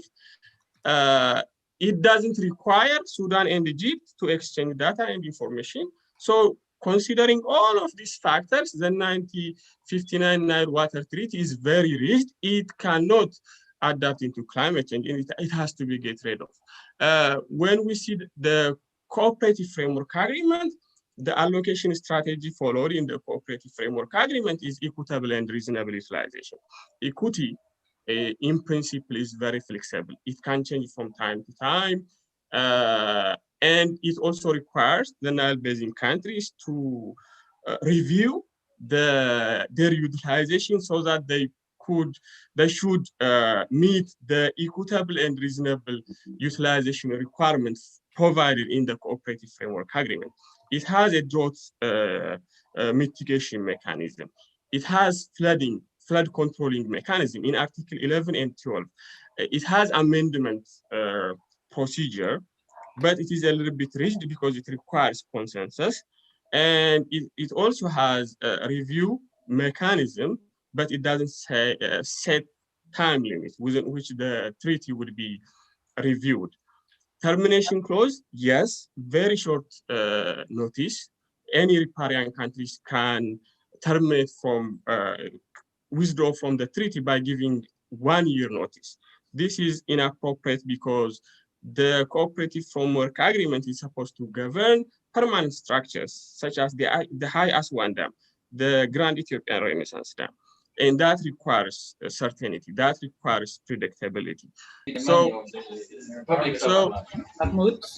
Yep. They're using public goods. Can conclude 2 minutes. To really solve their. Sorry, there is a background noise from someone that is on mute. Yeah. So are you talking to me, Anna? 2 minutes, yes. 2 minutes? Really? Yeah. Okay. Okay, then let's come to the Grand Ethiopian Renaissance Dam. If we see the Grand Ethiopian Renaissance Dam dispute,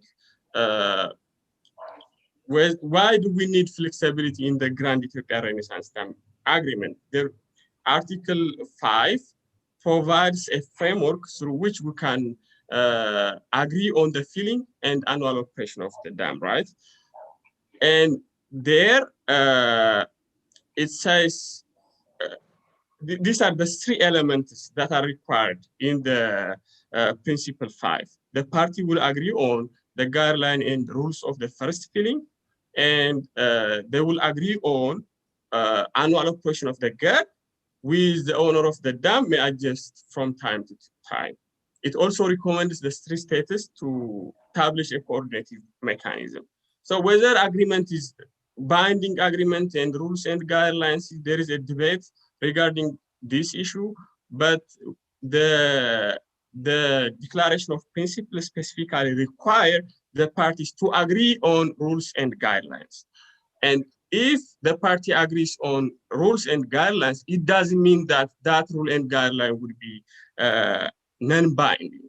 Because if the parties have an intention to be bound by it, regardless of the nomenclature, it will be binding. In the minutes have been found by the International Court of Justice to be binding. Political statements, official statements have been found to be binding. So the nomenclature of the document is immaterial. So let's see on flexible allocation strategy.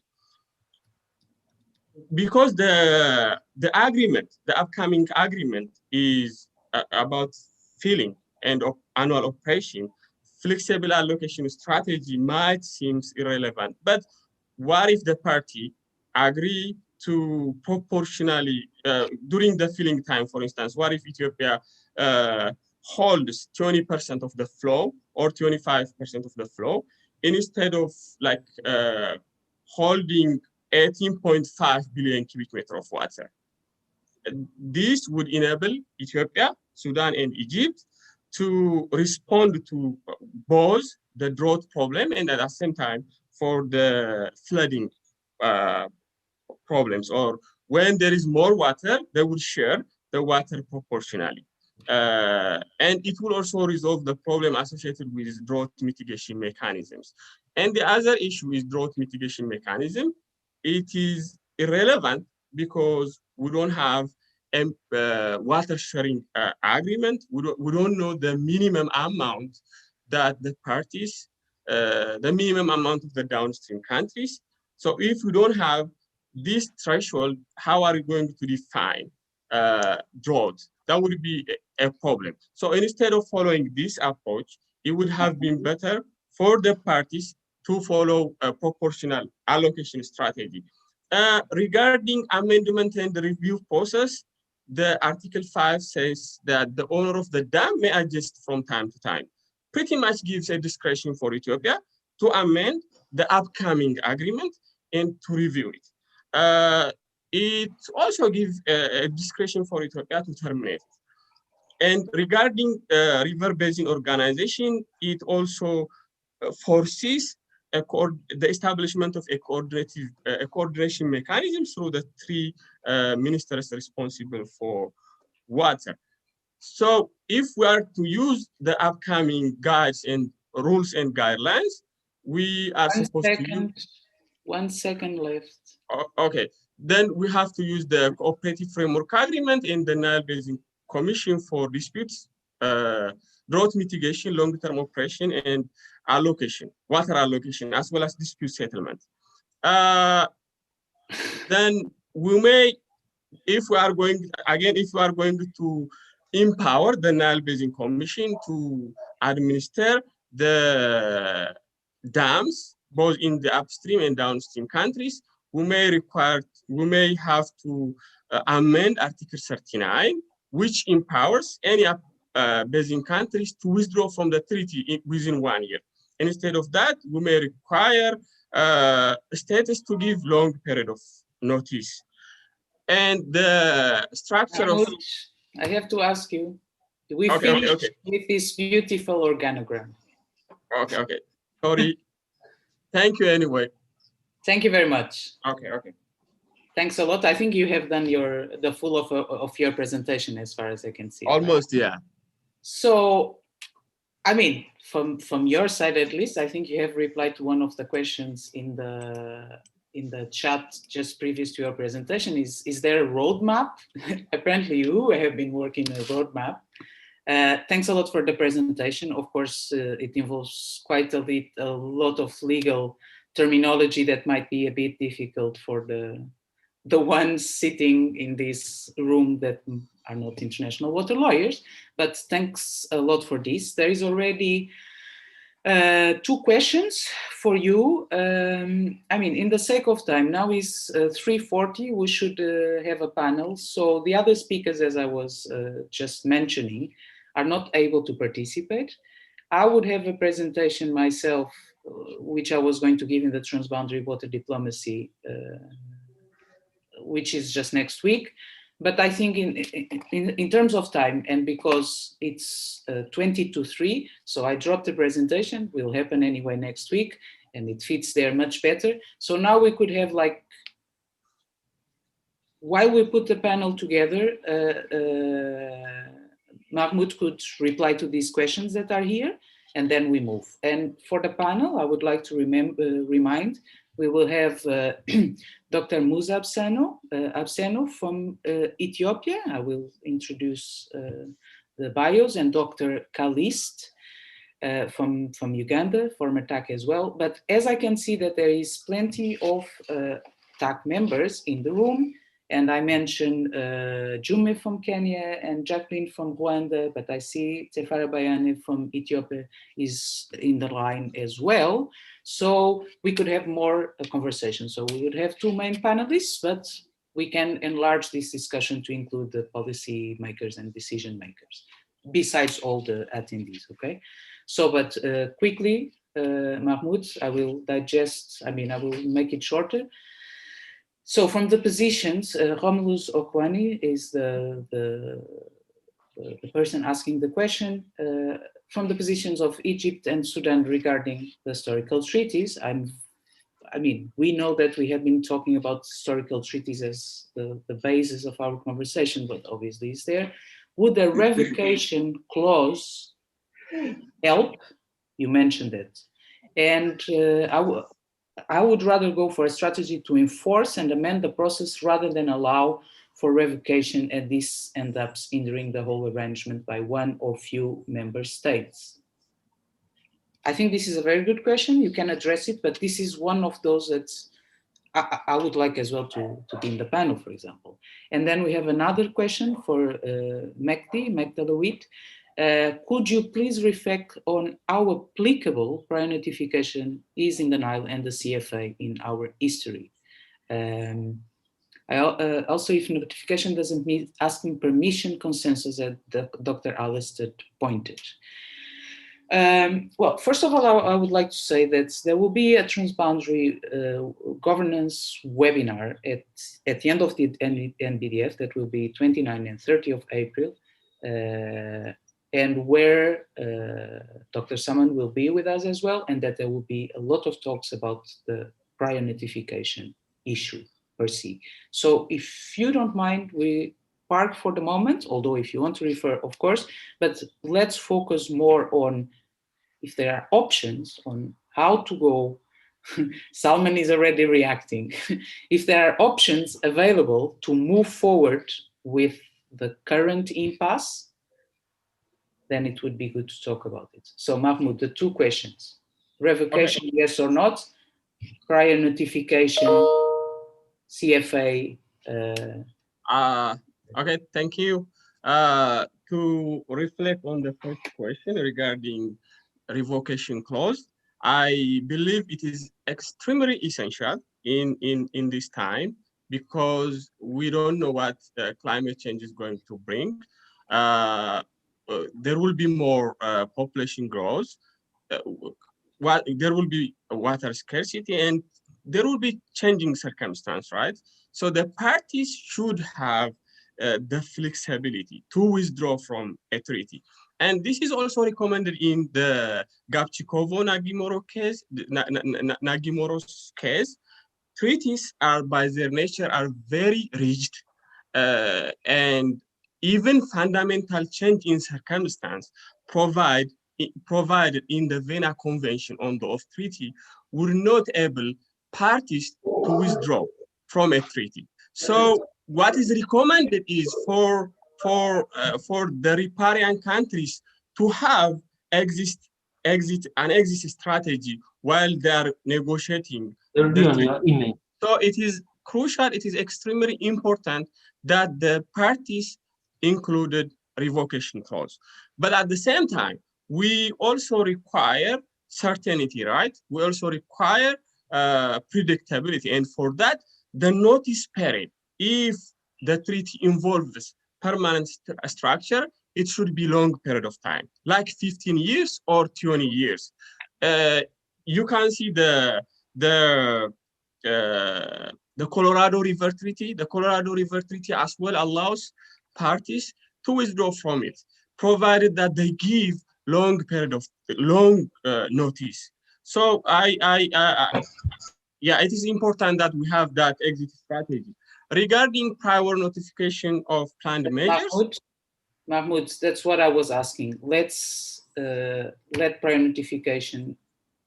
I'm not saying that we are avoiding it, but I'm saying that let's not put this as a priority now, because I think there is quite a lot of good discussion going on. And let's move to the panel, because as I said, in the final,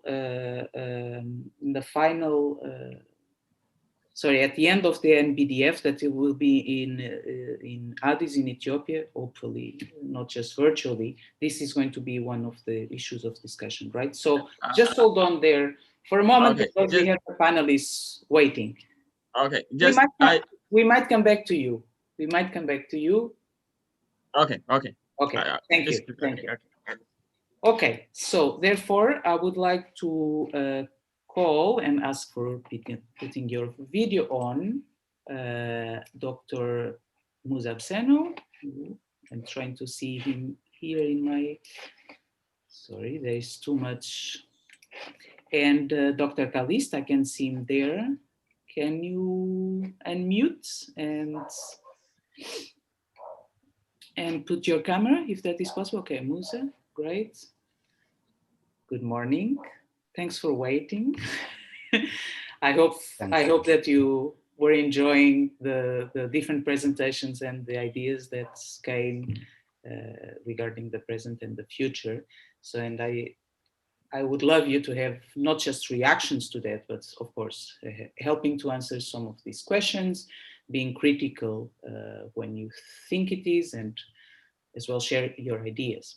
So just for a start, I would like to introduce you, the two of you. Dr. Musa Bseno, it's currently consultant and researcher, former TAC member, former director of the Transboundary Water Resources Department in the Ministry of Water Resources of Ethiopia, and has been involved in the CFA negotiations, a lot of the NBI work in the first, let's say 10 years, 15 years, but still involved, and currently supporting the Ethiopian negotiations team for the GERD. So thanks a lot.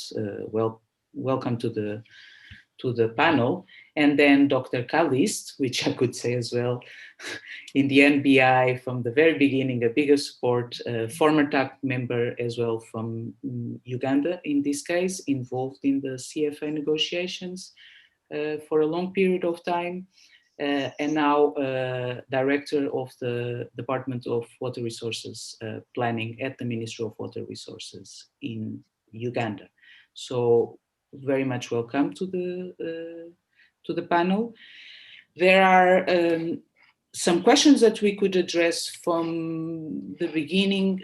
Somehow we could say that are guiding questions for this panel, but please feel free, of course, to as well,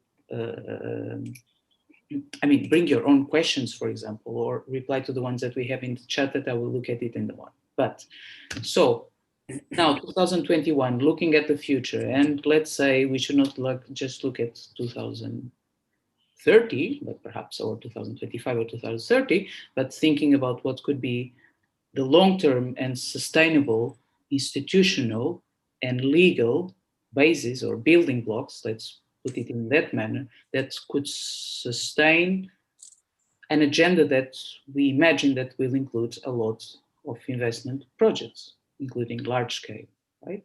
So I'd like you to take a stance on that, or share your views on that. Is that what from the governance side needs to be in place as soon as possible, or now? The order is not important, but perhaps I can start with Musa. Thank you very much, Anna. Thank you. Hello, everybody.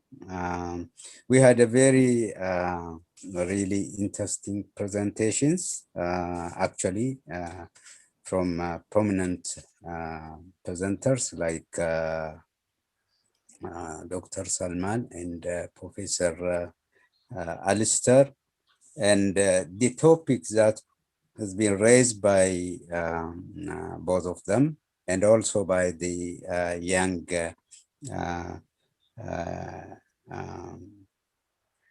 colleague Mahmoud, are all very pertinent and most relevant to the topic and the also the theme of this, I think, forum. They're also very much timely, and which can give us insight on how to deal with the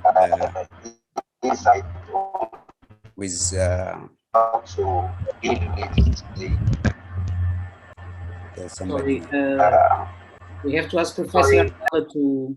Okay, thank you. Sorry. With the current, issues in the Nile Basin, in particular, in general, the issue of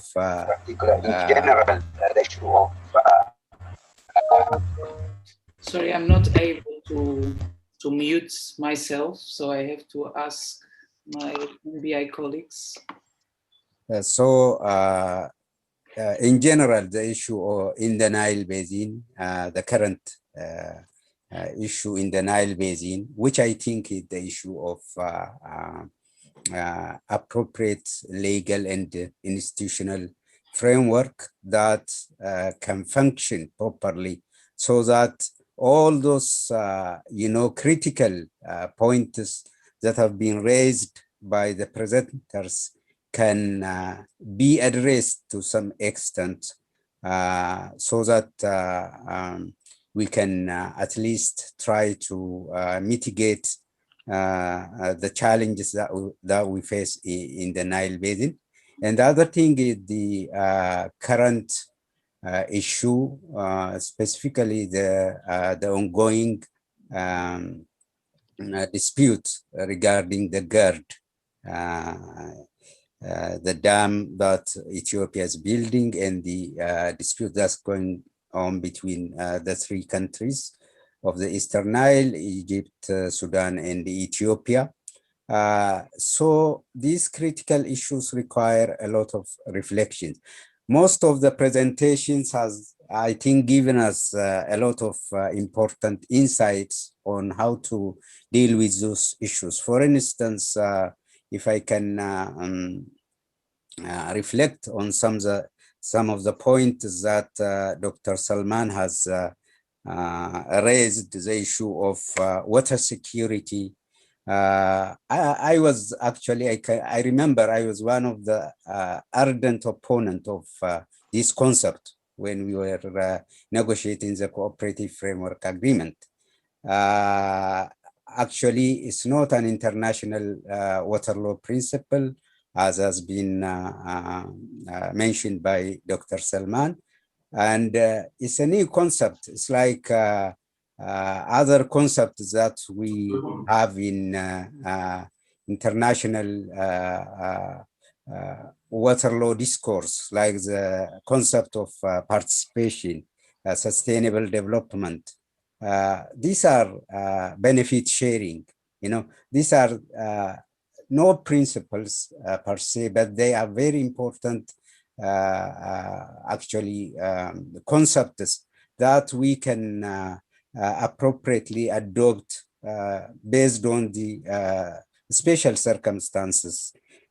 If we come to this concept of water security in the Nile Basin, it was a compromise concept that was introduced pending the issue of existing agreements that most of the geographical positions, I mean upstream and downstream, have during the negotiations. So we have, or the countries have accepted at the time, but the only thing that if I can, Musa, just bringing you to the future. Well, we can assume that the water security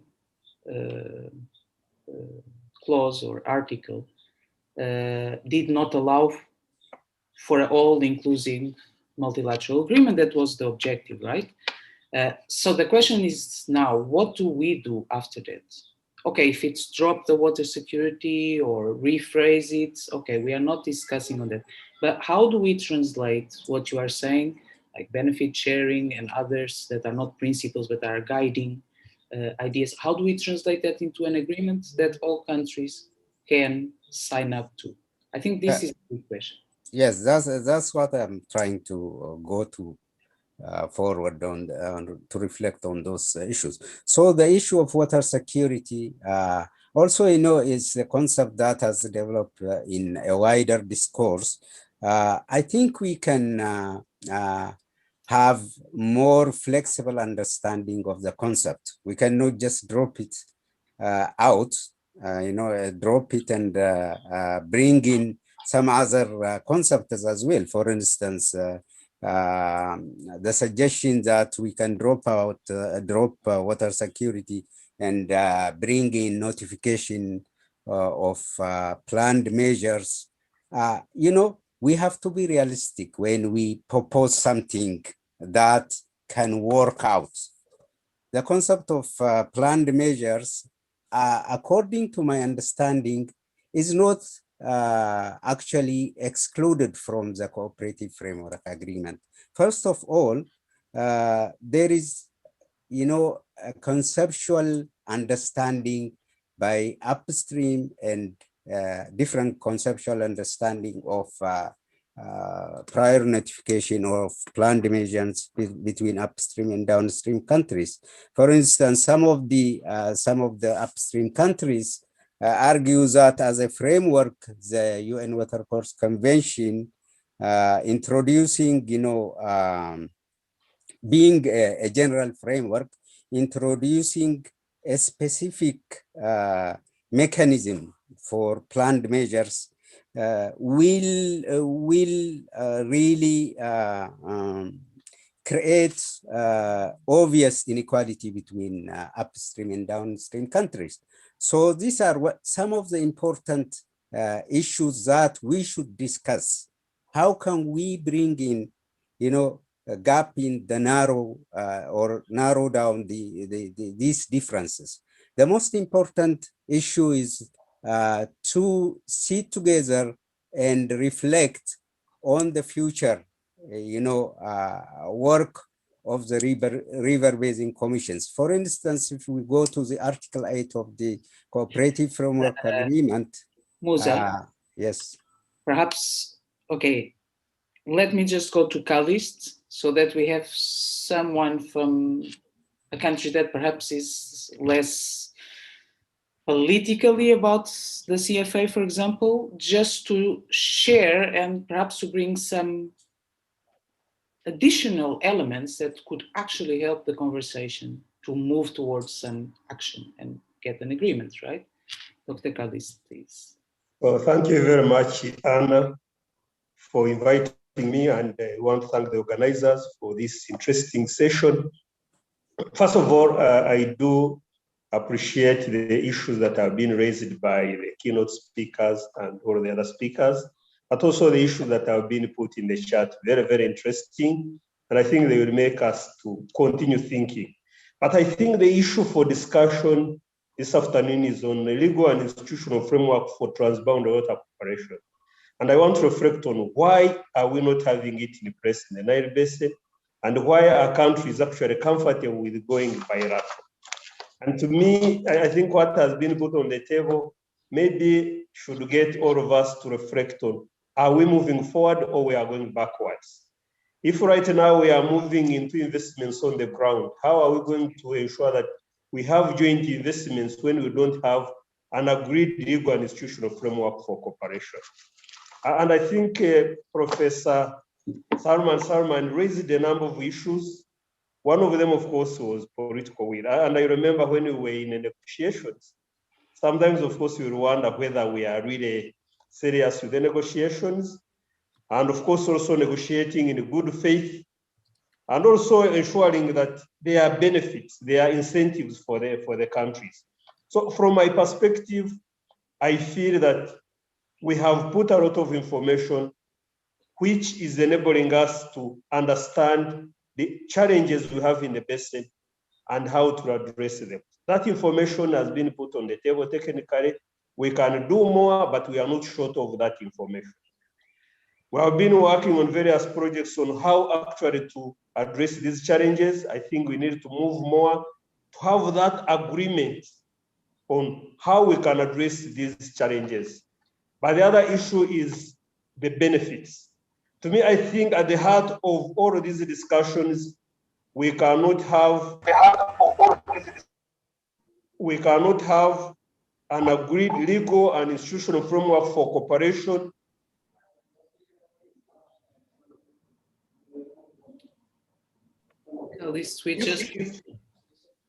Yeah, we cannot have an agreed legal and institutional framework for cooperation in Nile Basin if the countries don't see the benefits.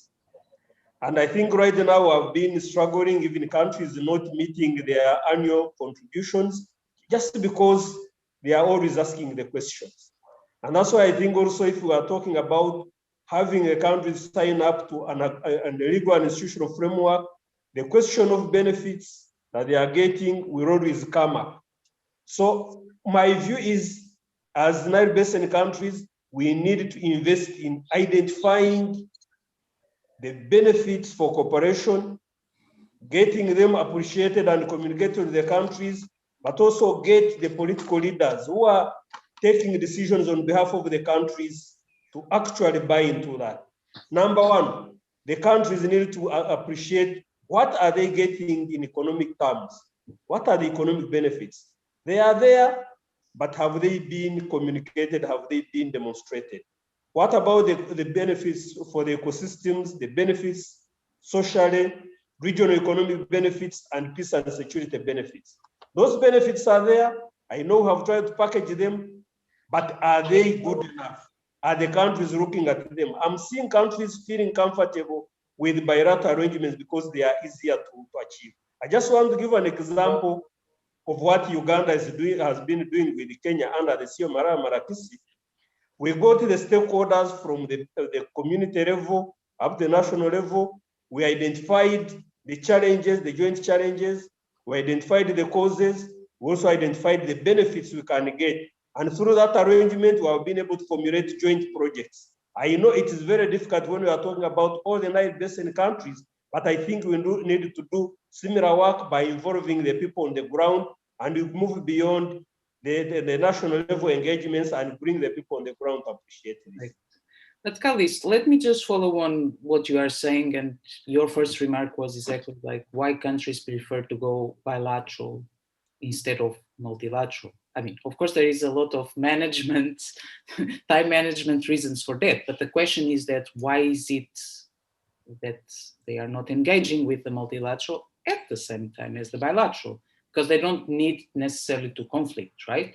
The question is, the momentum was 2010, it didn't happen. We are 11 years later, just talking about the CFA, the momentum is still there. What is missing? What is missing to move the process a bit forward? That's my question to you. And particularly because you are from the Nile sub-region, the Nile equatorial regions, I would like to see your perspective because perhaps it's a bit more, how to say, distance yourself from a lot of the discussions that are going on.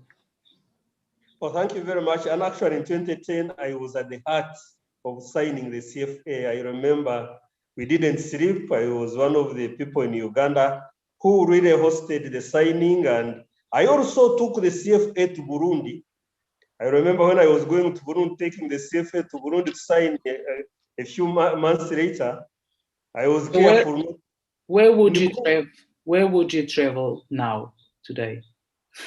Well, as of now, of course, I want to highlight why personally I feel that we need to reflect on whether we are moving forward or not, or moving backward. Okay. I think in 2010, there was agreement that we needed to move forward and address the issues that were still pending. I remember we had the negotiations thereafter to try to resolve the issues, but in many situations we would end up even disagreeing on the agenda. There was real frustration. We couldn't move. And I don't think that the situation has changed now. The situation hasn't changed now, and that's why I feel the countries now need to decide. Right now, a number of countries have ratified the CFA. We need to get the remaining countries to ratify and move forward, or else we shall lose even the gains that we have currently. Thanks a lot. We are kind of 5 minutes over time. I think we can extend for a few minutes more. I mean, just take into account that we have 75 people in the room. But I would like to welcome Professor Abdallah, who was supposed to join us as a presenter. But unfortunately, that was not possible, and there were some technical issues here. But Professor Abdallah were more than welcomed in the panel.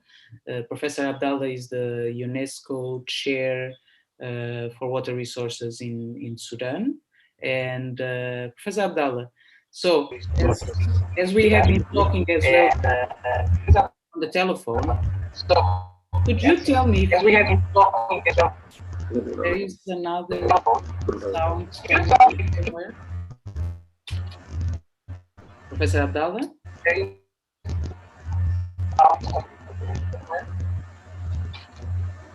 Hello? Is it? Yes, hello. Hello? Good afternoon. Yes, hello.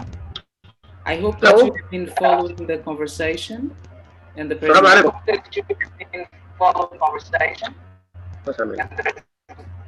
Okay, I think there is a Hello? a sound issue. Okay,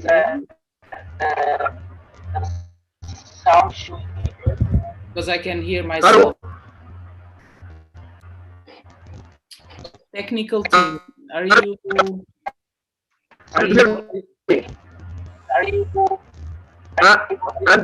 hear me? Actually not. Let the Nile Sec say something. Actually not. You hear me, and more or less. Give us Professor your Abdallah, Professor Abdallah, your internet is weak. Turn off your mic and we follow from your voice. Turn off your mic and follow your voice. The video. Turn off the video, the camera, the camera. Yes, I'm speaking loudly, as you can hear me. Yes, we hear you. Continue. Yes, we hear you. Continue. Yeah, and first of all, I'll take this opportunity to thank the organizers of the 6th Nile Basin Development Forum for giving me this opportunity, actually. The issue of the Nile Basin Initiative is so great and big, and it is not possible, I mean, to give it in very short. But however, I'll do my best to put it in just a few points. The program itself, I think it's a very good achievement for the Nile Basin countries. And the objective of the Nile Basin Initiative is fantastic and excellent. But are we in the last 20 years or 10 years, we achieved this goal? I believe it's not, unfortunately. So the Nile Basin, you hear me? I think the main program is the shared vision program is created to give a better environment for cooperation. But unfortunately, that program was not implemented in a proper way. I'll take one example. The blind Professor Abdallah, program. Professor Abdallah, can I just ask you something? Let's not focus in the past.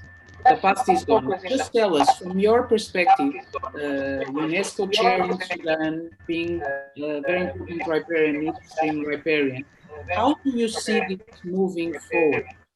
I mean, what can be one of the possible solutions, let's say, the impasse?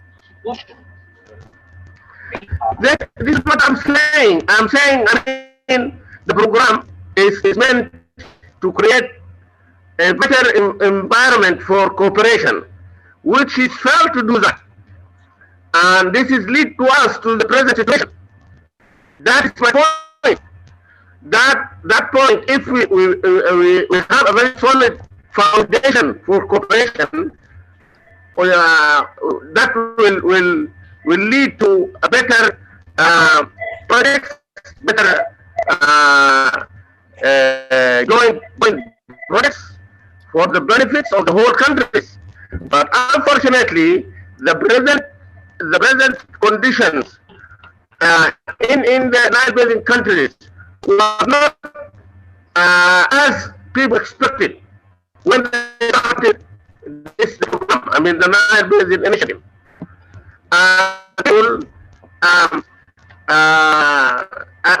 When they start this, they are targeting a Nile River Basin Commission, which they have to do that. And unfortunately, if I selected one of the projects which had now a lot of problems within the Nile Basin countries in the gas. Gas was not part of the Nile Basin initiative programs or projects. It was as a political project. But whatever it is, political or a economical and feasible project, but the project now is make the situation within the Nile Basin countries, within the eastern part of the Nile Basin countries, is a big dilemma, a very big dilemma. Excuse me, Professor Abdallah, I will have to interrupt because the sound from your side is very difficult. I mean, it makes it very difficult to understand what you are saying. Because I thought that was just me, but I've been asked. Apparently, the problem is correct. I thought that was just me, but I've been asked. The problem is correct. So, would you mind to keep with us, but writing in the chat? I know that is a little bit strange, but otherwise, in the chat, that is a little bit strange. It's really difficult to follow. What? Really difficult to follow. Okay, we cannot understand what you are saying. The sound. Okay, we cannot understand what you are saying. The sound. Okay, I'm saying. You can type it. You can type it in the chat. You can type it. And I will read what you say in the chat. But like this is not working because nobody can understand. Okay. Just type it in the chat and I will read it as we go. Okay. Even I couldn't hear you actually. Yeah, that's it. I can't hear you and you can't hear us, so that's why. Okay, but stay with us, please, and type in the chat. Okay. And let me go back to Musa and Kalis, but I would like perhaps to invite the current TAC members that are in this call, if they would like to introduce a question or a remark, or maybe a reaction to some of the presentations that we had this afternoon. So please, Musa and Kalis, if you can go back. Kalis is still here, yes. If you could turn on your cameras again. Yes. So as I don't see questions coming in the Q&A, session control, can you do something about microphones? Okay, perfect. So Musa and Kalis, back to you. And I would invite as well the TAC members, the current TAC members, which are still in the session, which I can see them. If you want to, to throw questions to the panel for a collective discussion. Excuse me, I think the host has stopped my camera. So can you put them back? Yes, session control, please. For Nile's sake. Jonathan, Patrick, do you think that you could put the video of Dr. Musa on again? Oh, perfect. Last time. Thank you very much. And let us give ourselves like 5 minutes more. There would still be a need of talking about collective message for a couple of minutes, but let's continue the panel. Musa, yes, thanks. I think a lot of issues have been discussed. What I'd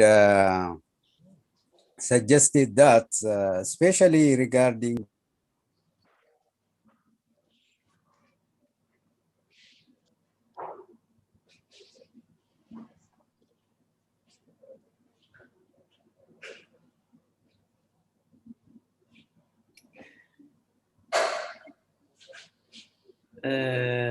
Musa is unmuted.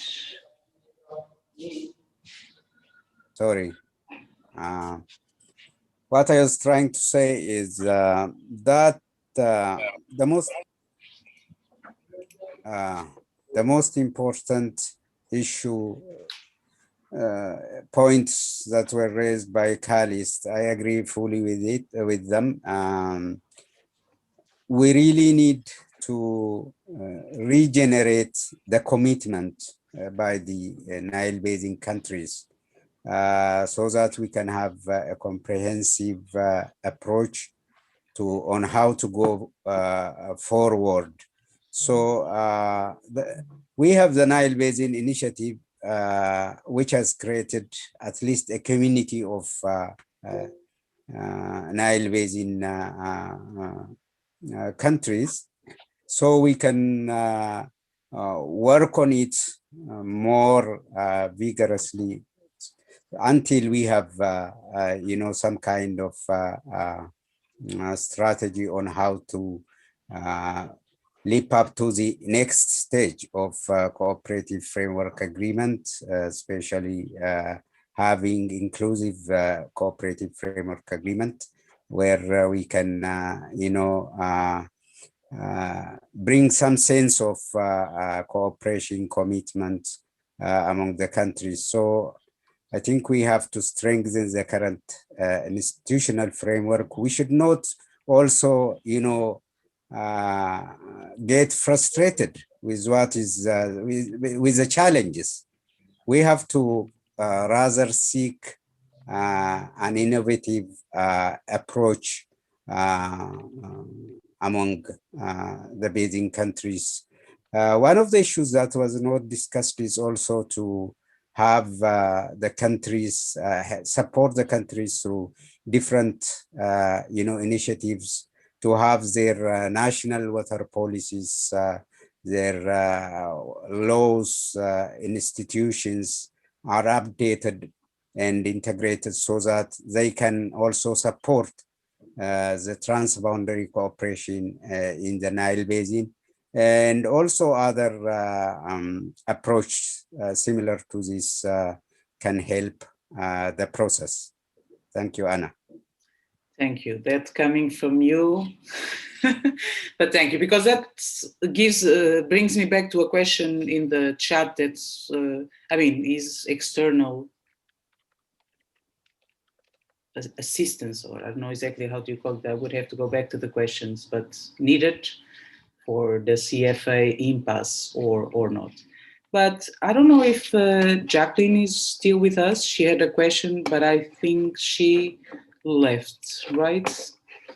NBI from your side, can you see? Oh, she would, yeah. Okay, so then, if there is no more questions, I don't see questions in the panel. Okay, there is two, but I think it's bringing us back to the past, so I'm sorry. And if no other TAC members would like to ask questions or say something, then I would like to ask Khalist to give us some last comments and some rays of hope.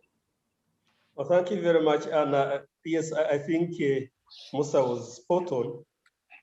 Well, if you look at what is happening now, and maybe if the TAC members were there, they will probably reaffirm this or disagree with me. The countries seem not to be sure now on the way forward. And I think we need to regenerate the commitment to Nile cooperation so that we get countries back on track. I think, as rightly said, 11 years is the wrong period. The danger is that we can get everybody off the track, and then bringing countries back on track will be a big problem.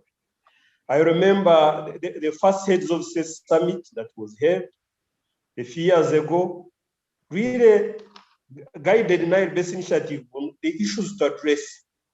It took us really by surprise. We thought they would discuss issues of CFA, but the heads of states decided not to discuss CFA. They, if anything, set an agenda on the strategic issues to address. My thinking and recommendation would be that if Nile Basin Initiative could address those issues the heads of states put on the table, and then use them to call the next heads of state summit, so that then we can report to them, but also get them to realize that we are really still where we were a few years ago and get countries back on track. To me, that's going to be very important. The way things are, the danger is that everybody could lose interest, and then we really lose the benefits. As to whether external support will work, I just want to tell you, during negotiations, countries were against it because they felt that some of the players were supportive of some countries. I don't know whether the situation has changed now, but I would suggest that it starts with the countries by getting the heads of states back on the table, and maybe through that arrangement, then we could see whether they could agree to get maybe an external person to come and help the process. Short of that, my worry is that we can get everybody slowly go away, and then the cooperation really crumbles. That's what I can say, but we remain positive because we cannot do without the Nile cooperation. What I will continue following, the challenges we're having right now requires more than ever before to collaborate and work together. How we do that, we need innovations, and some of you, Anna and others researchers, maybe you can help us to identify some of innovative ideas on how to bring the cooperation back on track. But we have to move forward, we have to collaborate. There's no question about that. Okay, thanks, Kalis. I think this is a very nice way of finalizing. First of all, thanks for mentioning the heads of states process. So in this case, we are really talking about process. I mean, having the countries engaging on that, including Egypt, of course, and finding a way for a solution at the highest level somehow, right? But there's a lot of work to do, as all the countries have been doing for the previous one in 2017. So, but I think you led us with a positive message. So it's possible and should be continue this high-level engagement. I see some questions in the chat, but I will let them for the next transboundary water governance, the number 2, which will happen next week on the 8th of April. Sorry, I don't know which day of the week is, but is exactly going to debate the issue of water diplomacy. So what levels of water diplomacy at the highest level, the track 1.5 when some people call it. So we will understand more who is part of the game, and the researchers, as he mentioned, are as well part of it, right? In the sense of perhaps bringing new ideas or new approaches to the old problems. Okay, so and with this I finish. We should come to somehow with some collective message from this webinar, which I think, first of all, we don't have time. Second, it would take quite a lot of time to get a consensus.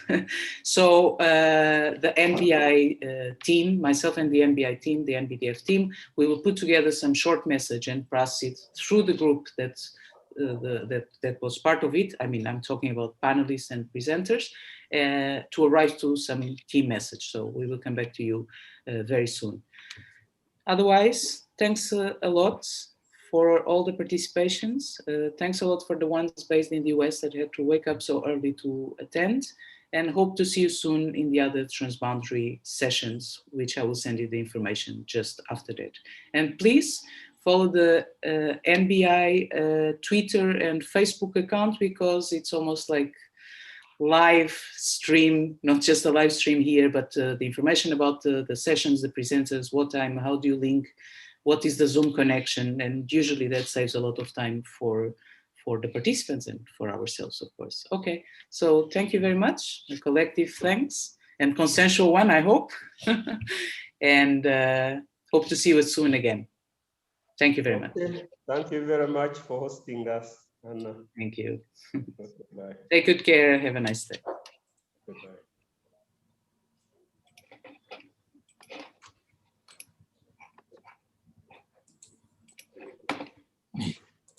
Streaming from